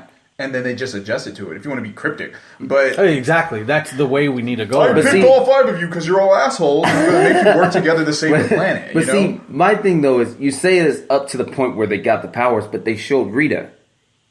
That was just a random cut. It's so random, even though Elizabeth Banks is sexy as hell. And if she hears this, I love you. She is. There's tons of celebrities that hear the Mark podcast show. Tune in. My thing is, it's like, why show Rita? You don't need to show Rita. It's a teaser. We don't need Rita. We know she's going to be there. Yeah, we've seen screenshots of what she looks like. We need to see the Rangers before the Rangers. I didn't even need to see them getting their little power stones they got. I just need to see them as people, what they are in Angel Grove before they get all the powers. Because you're not going to emphasize that during the movie. Yeah. It's about them adjusting to the power that they're given after the fact. All right. Well, here it comes. Andre, please, enlighten us. I work for Hollywood, so I just want to, I hear your concerns. You guys really seem upset about what's been going on in regards to what we're doing with the Power Rangers film. What we want to, share with you guys is that we're just trying to make a buck out of you. You're going to see the film regardless. Whether you hate what you saw in this trailer, whatever complaint you bring to us, the movie's already made. And you're going to see the film to understand whether or not we followed what you wanted or not. But guess what? We'll make that money. And whatever you guys say in your reviews, we'll take those notes and apply it to the sequel. Yep. Because we already know this film is going to make the money that we need. Why did we go with the original first group of Power Rangers? Why did we go with the first generation? Because you guys miss it. Easy. So you guys we already got you guys in the bag. We don't care about whether or not we're going to follow the lore that you understand. Your nostalgia has already given us our money back. Now we're going to go for the current generation of kids. The current generations of kids will not respond to what you guys have. That Angel Grove shit that you guys miss is not going to happen. You're not going to get that. You're just not. You're going to get cool versions of everybody. I can put money right now, like down on the table. Every one of these characters is going to be a cooler archetype of who they already are. They're going to be cooler than what we are used to. In reality, Power Rangers is lame. These new kids aren't going to associate with this current iteration of Power Rangers. It's going to suck to them. So what we did is we took the basically the Andrew Garfield Amazing Spider-Man concept and applied it to Power Rangers. Because that's what people are going to respond to in this current generation. No one wants to watch your lame fucking Power Rangers show movie. It's not going to happen. They're not going to skydive out of an airplane anymore. The seeds are obviously, and I'll go to it. No, Tommy, Ivan was the first Power Rangers movie. First one? Oh man, and I'll go to the point that what Andre's saying is that they want to tie into the teenage audience, and they're doing it in this fashion. They're planting the seeds to make it look like one of these hero movies where you garner your powers seemingly overnight, a la Spider-Man, a la Ant-Man when he finds the suit. But it's just like when people are more accustomed to taking the ride of a hero that doesn't know what he's doing for the first half of the film, and then he gets his powers. But the fact of the matter is that there's still from the title of the movie, it's goofy, to what they're doing in the trailer, to all these deviations that are blatantly obvious. I mean, we talked on earlier in a podcast about a couple months ago. We even talked about they're going away from ethnicity, and from that deviation, I was like, okay, maybe they can just recover from here. No, we're talking. Angel Grove doesn't even look like a sky. It looks like a small town. The tone of the trailer makes it look like one of those like Chronicle, Zack Snyder, Chronicle, Superman, the first Superman film. Unaware of your own powers, doing something great. Someone's telling you you're going to do something great. This movie to me doesn't have a lot of recovery room to budge. Well, here's the thing. Since I work in Hollywood, we have a template that's perfect, and we have we have Marvel film templates. We have the superhero trope template. We've got some DC trope templates. Let's see which one works based on what we've seen as successful films. Oh, there we go. That looks really good. All right, we'll apply that to Power Rangers. But the teen demographic might not respond to a giant white head giving them their suits. So let's just kind of find a cool way to get them there. Let's put Bryan Cranston in blackface. Exactly. And then and have Morgan Freeman's voice. But when it comes to what they're doing, the look of the suits, immediately I knew, this isn't for us. This isn't for us at all. So the look of the suits is almost akin to Transformers. Iron Man. Thank you. There we go. Iron Man. Sorry. That's much better. So they look like Iron Man suits. What's the name of the movie with the kid? He had the alien suit. Cool Runnings. Yeah, definitely. No, with the alien suit? Yeah, he had the alien Man. suit. Blank Man. No, not Blank Man. Meteor Man. Not Meteor Man. Ren and Stimpy? No. Oh my god. It's gonna piss you off. So you're saying it was Star Kid. I think that was it. Was it Star Kid? Something like that? Astro Boy? No. Oh, okay. But it was a movie. He had an alien suit. Uh-huh. He was a kid, and the suit talked to him. It's like an Iron Man suit, pretty much. That Max Steel? No. It better not be Max Steel. No, it's not Max Steel. Don't let me start. Desmond's talking about I have to unclench my fist. It's got to be Cool Runnings, man. I'm looking it up. While you're looking it up, look it up. We'll be able to go watch. from He's going to be pissed when he finds out it's Cool Runnings. What's unfortunate to me is that everyone around my age demographic, we're talking they're just excited it's back. Late 20s, mid 30s.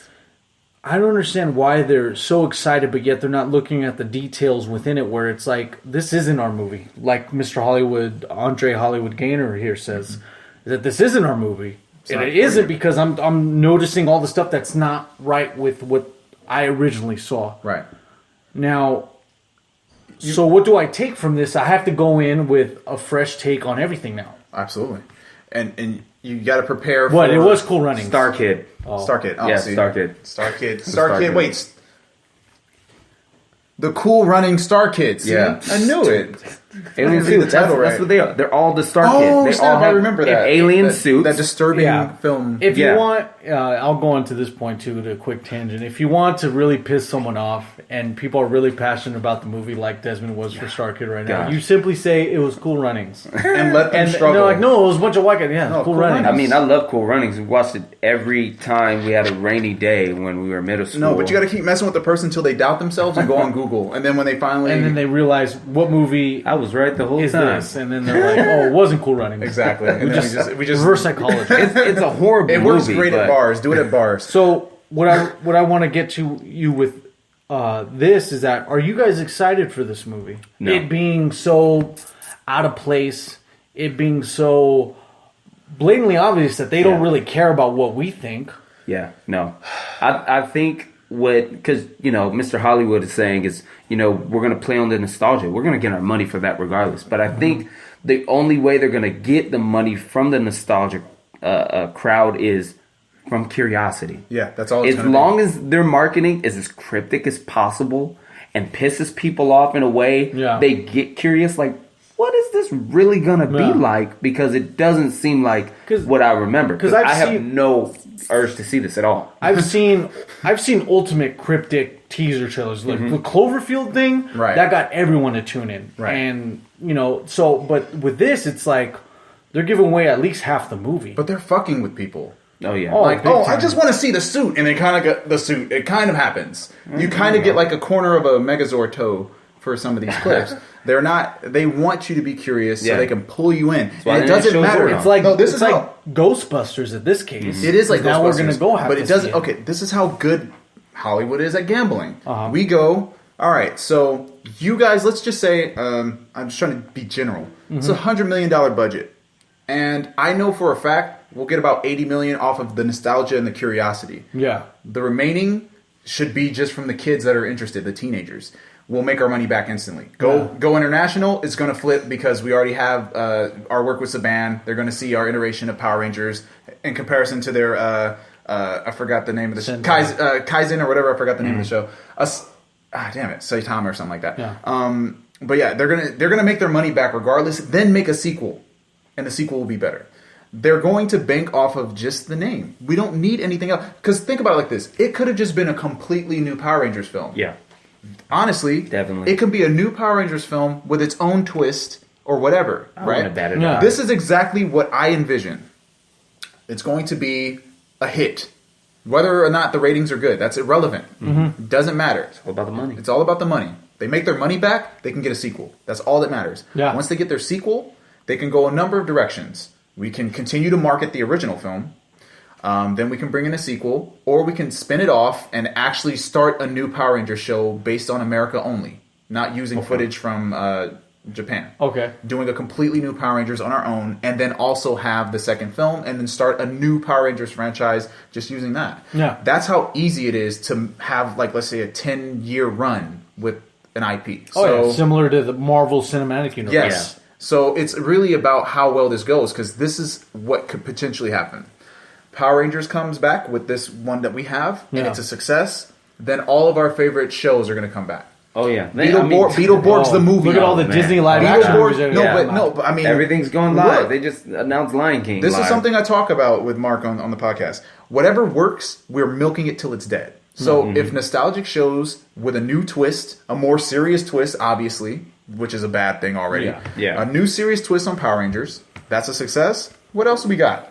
Then they start going into the files. Live action Angry Beavers. Live action Oh, Angry man. Beavers in 3D Live with action Rocky and Ren- Bullwinkle Ren fighting and Stimpy. Jason, Ren and Stimpy the fighting. roles of Remember, Golden Skull. They did Rocky and Bullwinkle already. They'll bring it back again. Bring it back again. They'll have the Pink Panther with Rocky and Bullwinkle trying to find some crystal skull with Cat Dog. Like, who knows?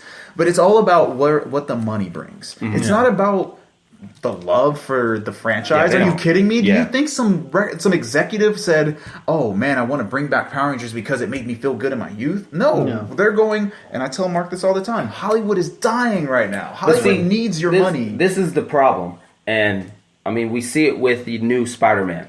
It's when you do it right, you get more money for it. But you that's know, not and, true. and I mean, it is true because look at this new Spider-Man. He was in Civil War for how long? And Just just when they popped him up in the trailer, everybody was just amazed. I'm ready to see this. I screamed like a little girl when I saw Spider-Man, and I'm a huge Spider-Man fan. Right. And you know, Tom Holland's doing a great job. He has that perfect mix of Peter Parker and Spidey. So that's going to make me want to go see more movies. Right. Instead of having to redo the same things over and over and over. Look at Andrew Garfield. Did a great job the first movie. I rave about Andrew Garfield's Spider-Man. And no one, you know, it just wipe your hands clean. The second one, I didn't get through half the movie. I was done. I didn't want to watch it. Yeah, the second movie, I should say. Was it after Jamie Foxx died? You know what's funny? I can't finish the movie. Like I I do the always same thing with black Rocky, out like Rocky through 4. agony. Yeah. My thing is I started it in the middle, in their fight scene where they were in the power plant stuff. Yeah. Now I love Spider-Man. There's no way I would be able to see that movie to completion from that spot and not want to watch it over. Right. I have not watched that movie over. I've watched Spider-Man 3 more times than I've watched that one. You And that's the can't worst even watch emotional through scenes the ever. tears, right? So Yeah. Desmond brings a great point: is that if you do something right, you know what? Obviously, from what I'm seeing in this teaser trailer, is going to be direct footage from the film. They're not doing it This right. is all wrong. So hopefully, financially, this will show that you know what? Maybe they have to simmer down onto what they're doing with Power No, Rangers. we've already won. So we've already made our money back. We're already working on the sequel script. Fantastic You Four. wanna- Zordon's Revenge. Another Fantastic Four. Zordon's Revenge. He goes against the Power Rangers. The one thing I really seriously believe took place. Yeah. I was watching the I watched it a number of times because something felt wrong. Yeah. I almost feel like I've told you about this technique. They had another movie. They actually had a different movie. It could have actually been Chronicle 2. You know what I mean? Oh yeah. Good Because point. it looks so similar. Yeah. So let's say they actually really did go that direction, and somebody had wrote a script prior to. The script got purchased by a production studio, but they didn't use it yet. So somebody's going through the script, and they go, "Holy crap! Like, there's actually 5 of them. Oh wow, we could flip this and just use the whole Power Rangers motif and like triple our income." Doesn't matter. And then after this first film does whatever it does, which will be, you know, phenomenal opening weekend, and then probably a 50%, 60% cutoff. They'll So still No make their Man's money. Sky kind of release. We can't even talk about that. But a breakthrough opening weekend, that's going to be enough momentum for them to get the sequel. They get their sequel, and then they'll do a good job. They did that with Teenage Mutant Ninja Turtles, TMNT. No, actually, that's wrong. That's TMNT is the 3D one. Yeah. But the Teenage Mutant Ninja Turtles movie, it wasn't the best. But then the second one, really picked up. They figured it out. So I feel like the same exact thing is going to take place. I mean, hopefully, I'm excited for Mighty Morphin Power Rangers 2 Goldar's list. I'm excited for that. Where he takes all the. I can't even fucking finish that. How are you guys enjoying your Crystal Pepsis? It's wonderful. I'm dizzy. Yeah, I have to get rid of all this shit. There's a lot of Crystal Pepsis that are near expiration. You guys are drinking. They gotta go. I got So just sell them online like they used to do. Oh, dude! back Someone in the day. someone bought a Crystal Pepsi. I actually have to keep the rest just for a couple of years. But someone bought one for $10 Yeah. in the States, and I'm like, "Oh, you're too late." I think- I think he's like a World of Warcraft player that just like can't he's never move. been outside. I think that kind of plays to Mr. Hollywood's point. Is nostalgia is going to make money regardless. Yeah, I know. Here we are drinking Crystal Pepsis, talking about Power Rangers. Exactly. Yeah. We're living the actual bait. Let's go deeper into the nostalgia really quick. We'll keep the segment fairly short and sweet, since we recently saw this trailer for the second trailer of Star Wars Rogue One.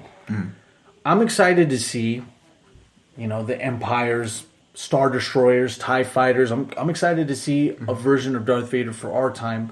I'm excited to see a prequel to the initial Star Wars, A New Hope. From what you guys saw in this trailer, I know, Desmond, you made it very apparent that you're not really a Star Wars not a guy. big Star Wars fan. But with a general story like this, where it's a standard heist type of, we got to get the plans to the Death Star. Are you interested to see this movie? Does it reel you in as a fan from the outside? It's not reeling me in so far. Okay. But, I mean, I've been kind of lazy and checking out the new trailers and stuff. but we'll see as it progresses more. I mean, Force Awakens, I wasn't really that interested. Then I saw a trailer. I was like, okay, this seems like it's going to be great.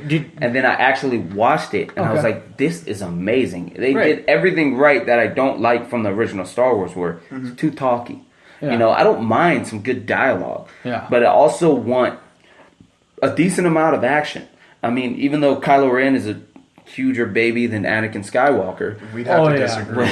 Yeah, we're huge marks for Kylo Ren, like big time. Like, I like him because he has that, like, darkness to him, but it's like, my only issue is because I'm not a Star Wars fan, I don't know where it may stem from.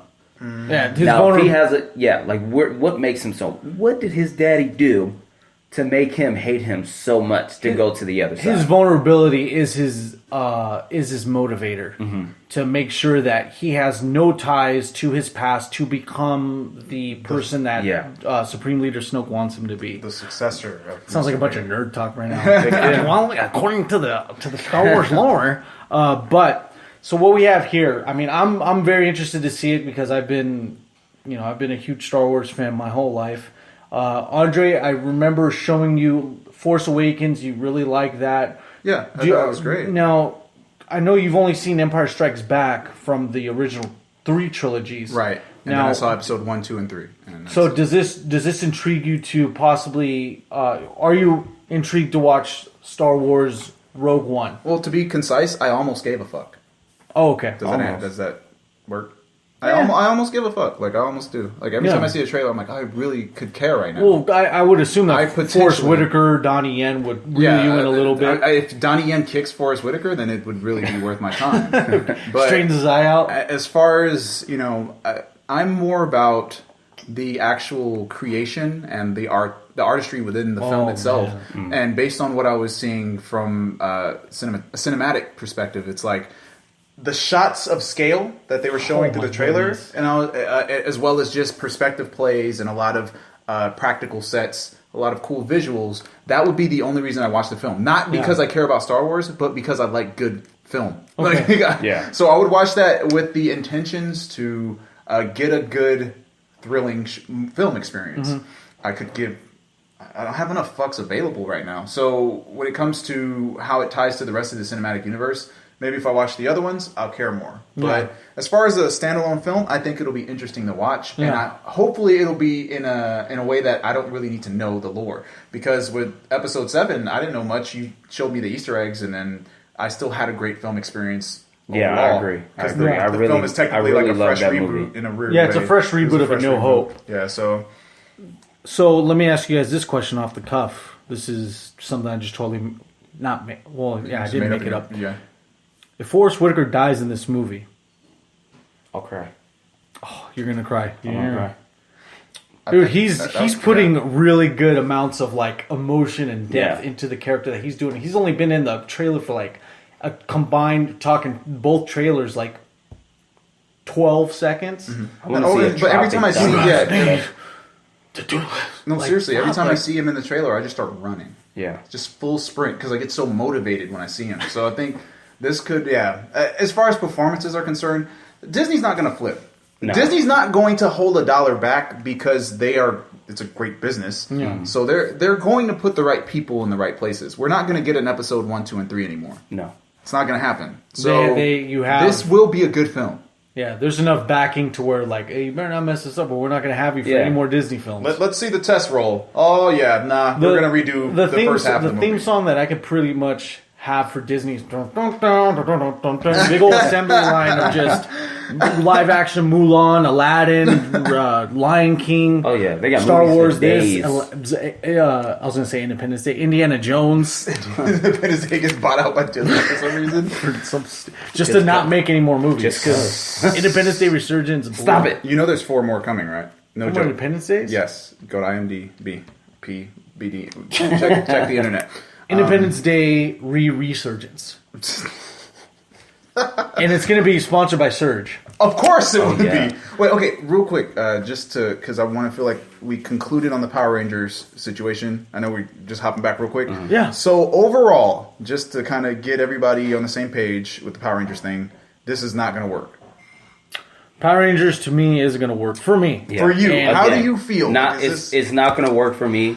But unfortunately, with the stuff that's on TV, the stuff that I see that works, I mean, the Thundermans, the low bar that is set for things to work for this generation, the younger era of people, it's gonna blow out the water.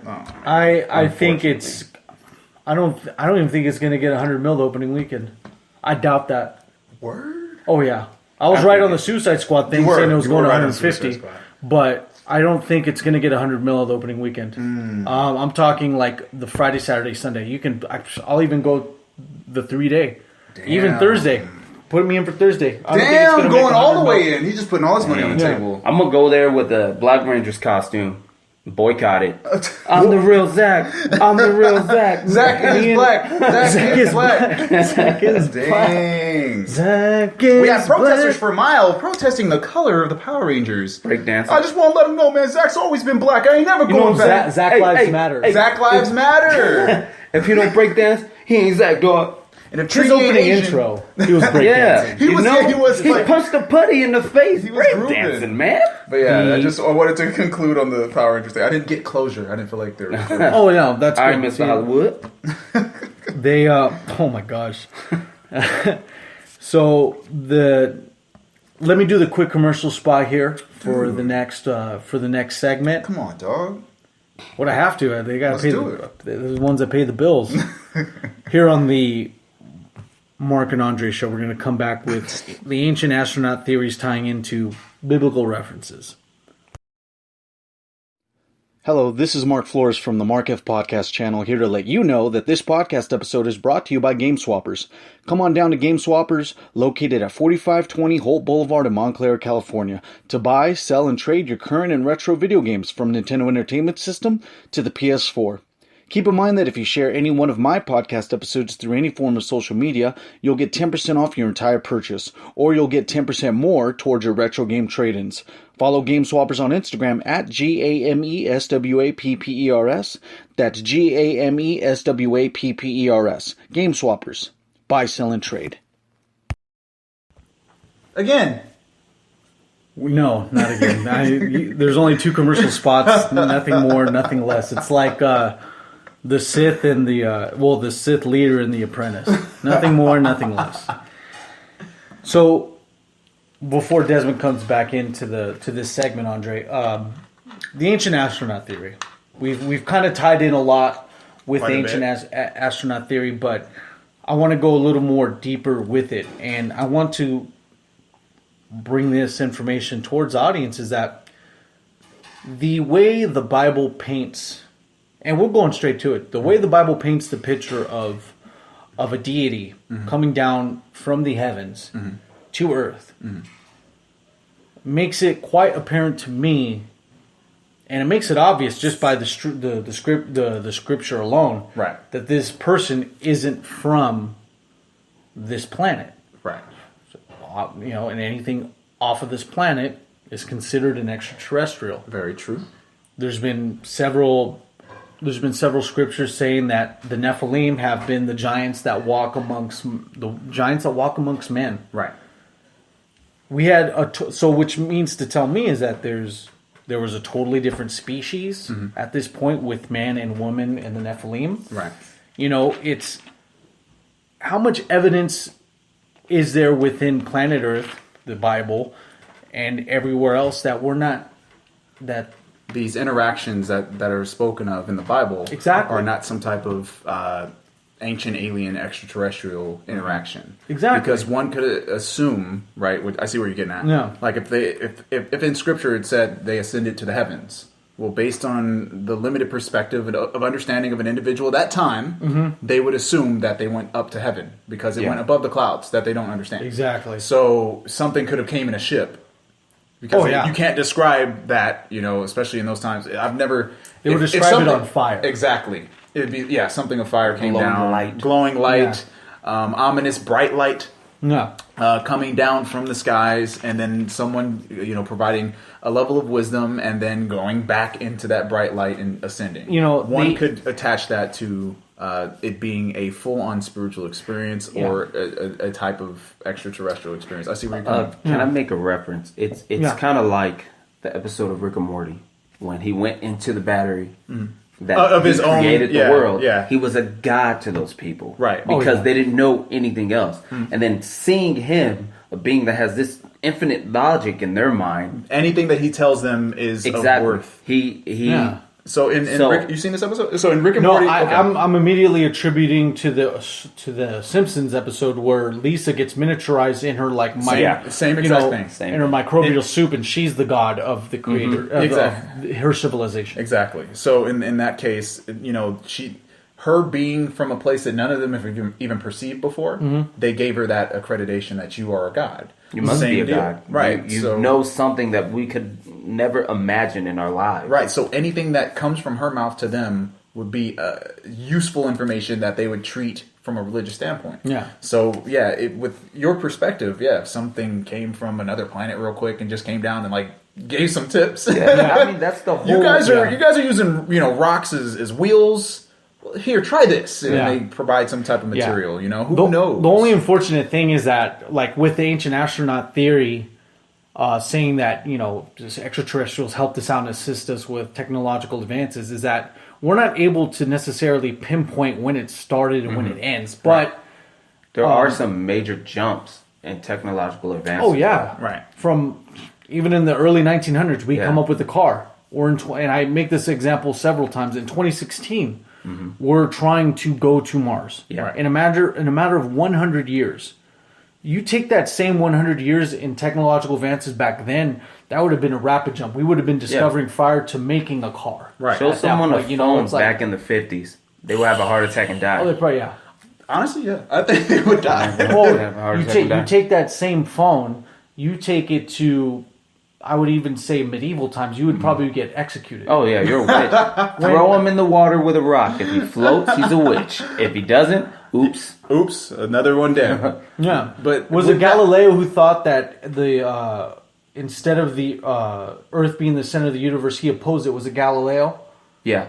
Okay. Yeah. You know what? Again, that and makes he was me ridiculed think of for that, for thinking outside of the box. Futurama, they painted him. He was an alien from another planet of beings that had infinite knowledge, and he was a dumb one on their planet. Right. He was an idiot. Yeah. But he came down, and that's why he was ridiculed, because his thoughts and his ideas were so far past the norm that they thought something must have been wrong with him. Right. Because it's just, we're not thinking on that level. So you gotta be like the first person to say the Earth isn't flat. It's round. It's round. And then people start barfing. Yeah. Imagine the globes when it's just all fucking flat. How big that globe is. It's all one-sided. Just one little... Hey, on the back of this globe here, you can write all your notes.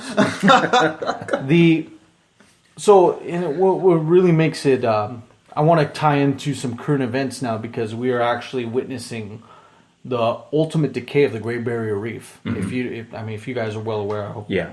The Great Barrier Reef has actually been considered totally dead.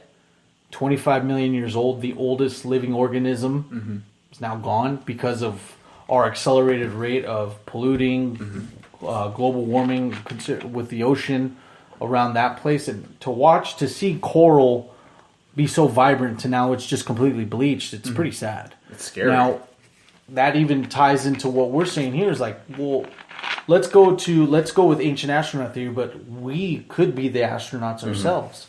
But at this rate, if you want to use that application, we are, we're cancer, dude. We're like the worst. Yeah, we are what they said in Independence Day. Remember, we consume resources, deforestation, oil, just oil rigging, anything you can name to extract from the earth. We're doing. Yeah, we're doing at a rate that we haven't done before. The Earth's not used to it, et cetera, et cetera. So are you saying we are a part of the ancient aliens, but also the problem of the ancient aliens? We're like the after effect of us being created. Oh yeah. So some race came down and then dropped some seedling or something and created us, and then left. and then we are the end result. We destroy the planet. It's kind of like we're like Saiyans at this point, you know. It's let us get on another planet. Our sole goal is to take it for everything it has. Right. Well, I think that's why we're going to Mars. A parasite, yeah. Oh, yeah. Because we have this travel soon. Right? we have this thought that take what we need, what we don't toss. You know, and that's the problem. We're done with Earth. But let's not fix Earth. Right. Let's do the Wally method. Let's go somewhere else. Have someone else try to fix it, and we'll just come back when it's done. Because that's the unfortunate thing. We're doing that to New Jersey. That's why New Jersey stinks. Remember Futurama? They tried. They were like, New Jersey was full. Yeah. Like after that, we had to start shuttling garbage out to the planets. But that was just to bring a very crass joke to New Jersey because it's always fun to make fun of it. Yeah. I remember my dad used to always, like, every time, like, one of us would stink, he would smell us, and he'd be like, fuck, son, you smell like New Jersey. And I'm like, fuck, I hope, I don't want to go to New Jersey now. But anyway. You get there, and you're like, so, I did. Oh, but God. to go into this ancient astronaut theory that we could be the one that are, you know, tethering from different planets to different planets. I mean, you think about how convenient was it where the dinosaurs were running amok, and yet we're here. And They just stopped to and no now we're threat. You know, if you put dinosaurs here with us, there would be no us. We would be hiding in caves. We would there would be no wouldn't be able technological to advances. We wouldn't be able to develop Uzis and shit, right? That's what you're getting at. Like, The dinosaurs would have invented the guns.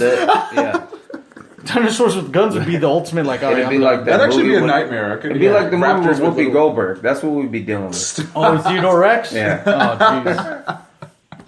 jeez. That's what I'm thinking that we're doing. Like, we're really on the slide about, let's go to Mars to colonize. Yeah. You know, look what the Europeans did when they colonized America. Yeah. Oh yeah, we colonized it. All right, we colonized it to the point where we're like, all right, hey, you natives, you got to bounce. This is ours now. This is ours. Manifest Destiny told us we were here to do this. So what are we gonna do with like all the? I could just imagine like Martians just come out of the woodwork and be like, look, dude, this is our land. Hey, we've done this before. Can you get the hell out of here? I'm just gonna keep referencing cartoons. Futurama with that. I mean the Wong family. And the Martians. Yeah. It's they were like, hey, we want your land. We'll give you this big rock. And they thought it was useless the whole time. It's a giant diamond. But then once they realized, oh, wow, this is worth money, they just left. They went and got their own planet. And the Wongs went and destroyed Mars. So, I mean, Desmond, does it seem logical to you that... Does it seem like this isn't the first planet we've done this to? Yeah. I mean, look, it's... even if it's not the first planet, even if it is... Excuse me, the first planet we've done this to, we could be stopping ourselves from actually gaining the knowledge of the universe. And in terms of Mass Effect, the video game, the whole lore there is we're the youngest beings in the universe. Yet we're so crash, we're so quick to fight and take instead of working to get to a higher place. People are apprehensive on dealing with us. I mean, everybody in that universe, aside from a couple different other races, are apprehensive on humans, which, you know, are since are minorities, because of the way we act, the way we want, we take, we demand the respect, we demand to be at the top of the top. That's staying within our own bubble. Yeah, and that's a good point you bring up. Is that we don't have the knowledge of thinking that maybe we have done this before. You know, we consciously don't know. We don't know because we weren't there in the beginning. Yeah, well, right. You know, but then also at the same time, you know, we don't even think on those levels. Period. Oh heck no! I got bills and shit, right? Like, who's going to think about? There's too many distractions. My position in the universe, or what? You know, what is my potential prior existence, or the meaning of that period? Oh yeah. You know, but when you bring up the idea of, are we here to remove the resources of Earth and just keep tethering from different planets? Well, so what do we do when we've maxed out here? We just die. Oh, we're out of food. Interstellar. We hit Interstellar. Hey guys. You notice that the teachings in the Bible teach you to share, to basically not do what we're doing now as far as free enterprise, and not take everything for what it's worth, going to places and kicking people out. Yeah. You know, it's like, it's funny how the Bible sets the guidelines to being, okay, like, you should act like this. Maybe the higher being that came down from the heavens and was like, work as a team. is supposed to come back again to probably do something. Check on you guys. Yeah, to do it on You it. go check on the kids, honey. I'll be back. You know, and that's what it is. It's like, you know, being an ancient an ancient guy, coming to see some omnipotent being glowing, coming down from the sky. You're just going to write everything he says. Yeah. He's going to basically teach you everything you need to know to be thriving within here. And then they leave. Eat the seeds of the, just teaching basic principles on how to thrive. These plants are bad. These plants are good. Don't use more than you actually need. Use these as clothing. Harvest these animals. Eat them. They're good for you. Share, love one another. Work together. All right, I gotta go. I gotta check out some other planets. I gotta check out some other properties. And then Exactly. pay your rent. And then, so maybe, because I thought about this before. Yeah. Some people ask, well, why are the visitations so spaced out? They say, oh, they're, in Egyptian, the greatest Egyptian periods, they were down there chilling. Aliens were with them kicking it. And then they left. And they haven't been back since. Some people believe, well, maybe because they only left for what they felt like was like a day or two. Oh, yeah. Our concept of time. We're probably... We We're don't probably know. living the life of a fly in comparison to other whoever. planets and other time zones and periods, other solar systems, etc. So maybe, we'll get another visitation down the road just for them to check up. Like, yo, what have you guys done? Like, they'll come back down like, okay, things were fine, but now what is this? Why do you have... Can you imagine that? Like, in the sense of some guy just coming, I'll be back real quick. I got 5 minutes. I know I left you guys with a little bit of instructions. Let me come back. And follow these instructions. Don't break these rules. What happened to the fucking reef I made? I mean, you kind of think of it too. It's kind of like a secret shopper. It's like, I'm going to come here. I'm going to tell you, what stuff you need to do. Then when I come and check back, let's see how well you're doing with what I gave you. Right. I mean, that could be our That's a key good concept. to getting the whole vast, immense universe. Yeah. They may have like an alliance of people that want to let us join, just like Mass Effect. I love that game, by the way. Oh, yeah. But they're testing us. It's like, okay, well, they can't seem to get their own planet together. Why would we invite them on ours? Or why would we even give them any other information? Yeah, why would we give them the power to possibly destroy everything when they're destroying their own place that they're on? They don't have nowhere else to go. Right. But they're going to destroy their own planet. So, like, we could teach them how to make quantum, like, devices to travel through time and space. No, he's like that. No. We see that through their pattern, they turn everything into a weapon. Phil, So do you they think can't they're ready have for it. that? No, they're they're not. all Phil, thinking, hey, Phil, you think they're ready for that down there on Earth? You think they're ready for the perpetual motion machine and infinite energy within a power cell? Nah. No. Puts a big X over Earth. It's Let's not come back here. Let's try again. It's a fail. Earth Like is failed. we gave him the spear to kill and eat, and then some bright person had the idea, hey, he pissed me off.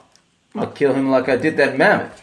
Psh, done. Wow, that was great. Now I have his wife in mind. Right, and then they look down like, damn, we didn't consider them to do the that. variables. They were not volatile. Man, we thought they'd actually care about each other. Now they're just eating each other. Like, and maybe so.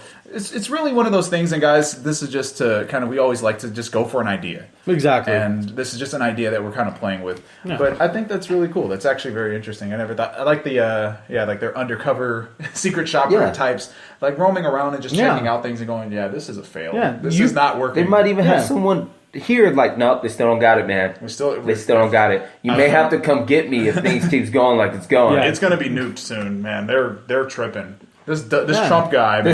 This guy said, I have this the Trump guy temperament. might get it. I have the best temperament. Yeah. But if the nukes got to go, they got to go. See, like once we discovered nuclear weaponry, after that age, we almost damn near went into with the Cold War. It almost happened. The finger was on the button for this to happen. I mean, rubbing the surface of it. Just there was.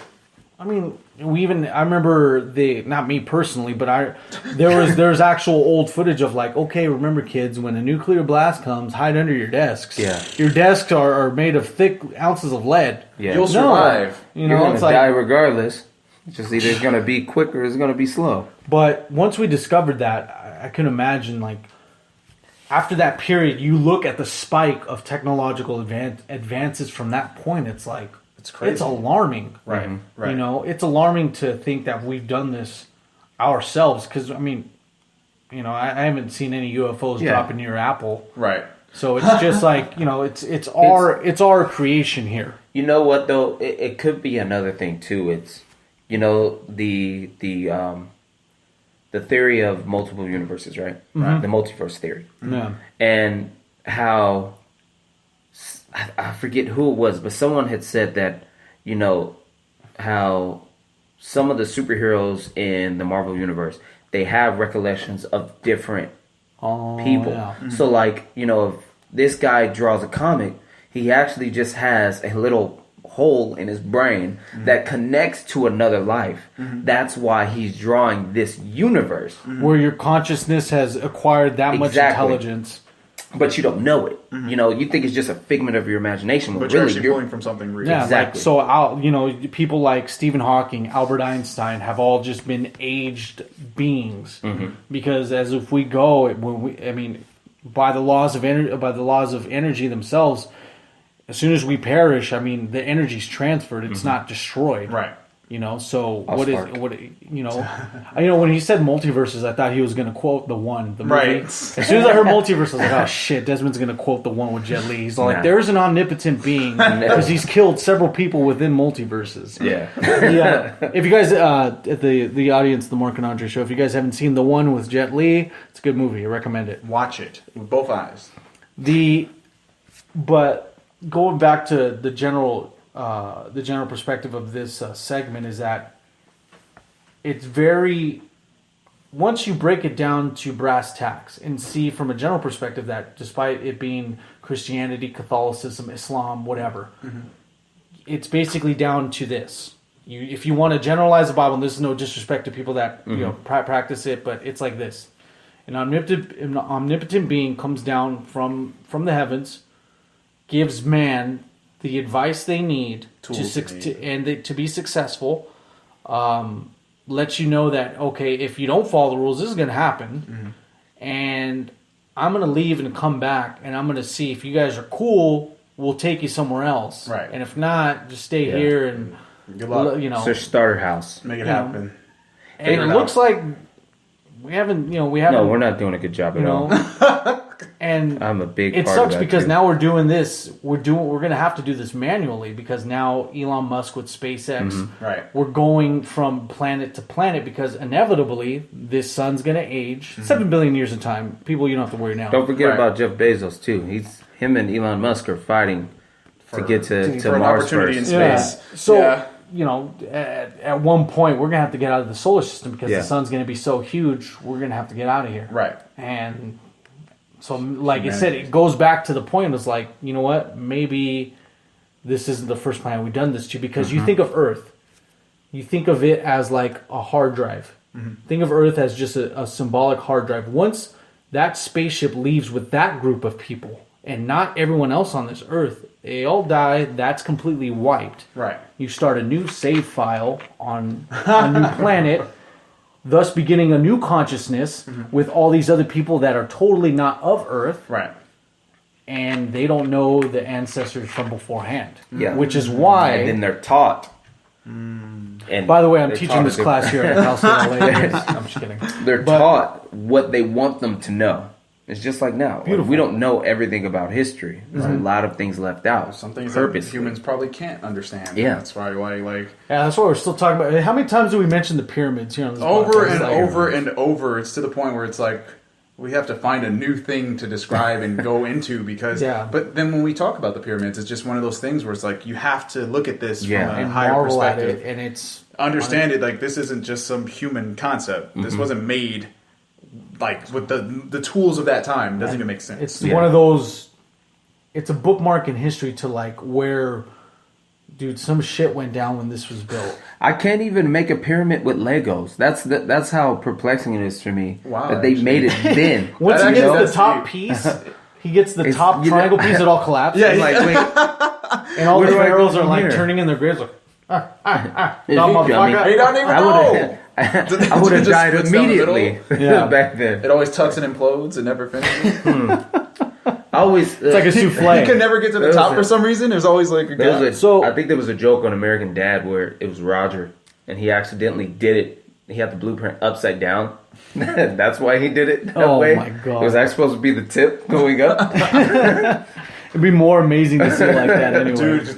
Dude, So Desmond, I want to get to you on this because you're definitely on the outside looking in on this situation here. So, from what I've explained, from what you believe, I mean, not necessarily is this the first planet we've done this to, but do you think, at the rate of technology advancing, at the rate of how we're doing this as far as our existence on planet Earth, do you think this could have potentially just been the first planet that humans essentially have done this to or have been here? Yeah. Do we have prior experience, do you think? Oh, definitely. Because, I mean, you look at where we are just from the time when we were younger. You know, we're what, 28? All of us are 28 here. Yeah. So just think of the earliest time you can remember. I remember going to see a 3D movie back when I was a kid, you know, when there was still the blue and the red lenses Yeah. and made of paper. And watching a 3D movie now, even though 3D still isn't great, the evolution of it. the difference in 20 years Yeah. in 3D is so immense. It's like, okay, there's nobody who's just been sitting there working on 3D technology. Now we have 3D printers. Yeah. You know, it's they build say houses with 3D printers. exactly Cars. You know, guns. You know, because we got to build guns. Yeah. we got to make some kind of weapon. We can't, like you said before, we can't get nothing and not make it a weapon. Right. We Yeah, just or have- profit off it, Yeah. for Right, that matter. right. We got to do it. But in that amount of time, you've watched Yeah. from us being young to how rapidly everything has Exactly. taken over I mean, technology-wise. Oregon Trail to Oh. PC gaming. That Oh, is yeah. a good. That That is is a good. perfect. From what we were doing on the Apple II when we were playing in computer labs, I would assume, to what we're doing now with PC gaming. PC gaming is being sold out in arenas with StarCraft Yeah. and Warcraft and all that esports. League of Legends, it sold That- out the that is- Staples Center. That advantage, like that perspective alone gives you nothing but like a small percentage of our advances, and it's shocking. Yeah. Right. So at this rate, I mean, you know, if we jump 20 years, we're going to be in a place that we can't even fathom now. Because I already showed you that we have gotten to the point where we do have a holographic system. Oh, yeah. That it's just not complete. Yeah. But it's like you just put on some goggles. It's augmented reality. You can have a meeting. Like we can be sitting exactly how we are right now. You're not here. You're not here. And we're sitting at our homes, our respective homes. Yeah. And your hologram will pop up here and sit and have a conversation with me at this table. So I'll ask you the same question We're I jumping, asked Desmond. Do you think we've had prior experience as humans? Because it looks like that we're laying to waste of this planet and just going to space hop when it comes time. You know, my honest opinion, I don't think that's how it works. I think they Okay. try a new type of being every planet they go to. It's not the same one. So maybe we're just, you know, version 2.6, and then the next planet is version 3.1 or whatever. We're just all. Well, I don't know why they would jump scale so crazy with the numbers, but we are a totally different type. It's not like humans on this planet than humans on this planet. Humans here. No, I think it's like humans and then Targans and Ellens or whatever from each planet they go to. I think we are all some kind of big ass experiment that we don't even know about. Yeah. But at the same guinea time, pig. it's like when you're associating it to what's in the Bible. There are a lot of things in the Bible where you look at it, it's like, well, if you actually attach that to kind of an extraterrestrial experience, it actually makes more sense. Yeah. Or I could see that working in that exact same Oh yeah, sense. but a pastor wouldn't let you have it. Oh no. I hate to be so left field about it, but you try to say that same what I just said or what we just discussed. Oh, they ain't gonna have it. Oh, they're bringing a book on you. so you're gonna be like, What I always felt, that's the devil. I always felt, once I got my own cognitive thought, Yeah. is that I see it as Jesus Christ, he came and he preached. All religions are attached in some way, shape, or form. I feel They all like teach it's the just, same principles and morals. I feel like it's like people in a crowd, right? Yeah. There's different people in different parts of that crowd. They take the same information and receive it differently. So like, oh, I get what he's saying. Game of they write telephone, it down. perhaps. Exactly. They write it down. They tell all their people. But then someone took that a different way. Even now, we're all taught a scripture in the Bible, we're all going to take it a different way unless they tell us how we're supposed to receive it. So that's 3 different interpretations that can lead into 3 different explanations, 3 different teachings. If I wanted to go further with it, I can teach this scripture my own way and my perspective and say that this is law, this is right. Yeah. And if we took it towards, just regular school, took it math, we were all math teachers. We're all going to teach a certain type of math differently. Right. Even if we're teaching the same thing, we're teaching, exponents. We're going to have our different ways of teaching different examples, different methods. Yeah. Right. Not saying that either way is wrong, because it always we're gets going the to same all solution. end up in the same spot. Great. I like that. That's perfect. That's fucking. I don't have more to add to that. That's actually the best way to do it. And that's why we have Desmond here to actually. He was originally supposed to just be the one segment, but he was actually able to hang with to hang with the other segment. And I appreciate you coming on, Desmond. No problem. I want to thank you guys listening in on the Mark and Andre podcast show, the only film, entertainment, conspiracy theory podcast on Spreaker.com. And I want to leave the floor for Andre Gaynor to do his shameless promotion. Shameless promotions. Hey guys, so if you guys do not know by now, after your many listenings, I am a hip hop instructor. So if you guys are interested in learning about hip hop, I have a wonderful place that you can check out. If you don't want to learn about being a hip hop artist or writing for hip hop, then if you're just interested in the intricacies of hip hop in general, then I could also show you some things. Check me out on YouTube. I'm at youtube.com/Andre Gaynor. That's youtube.com/AndreGainer.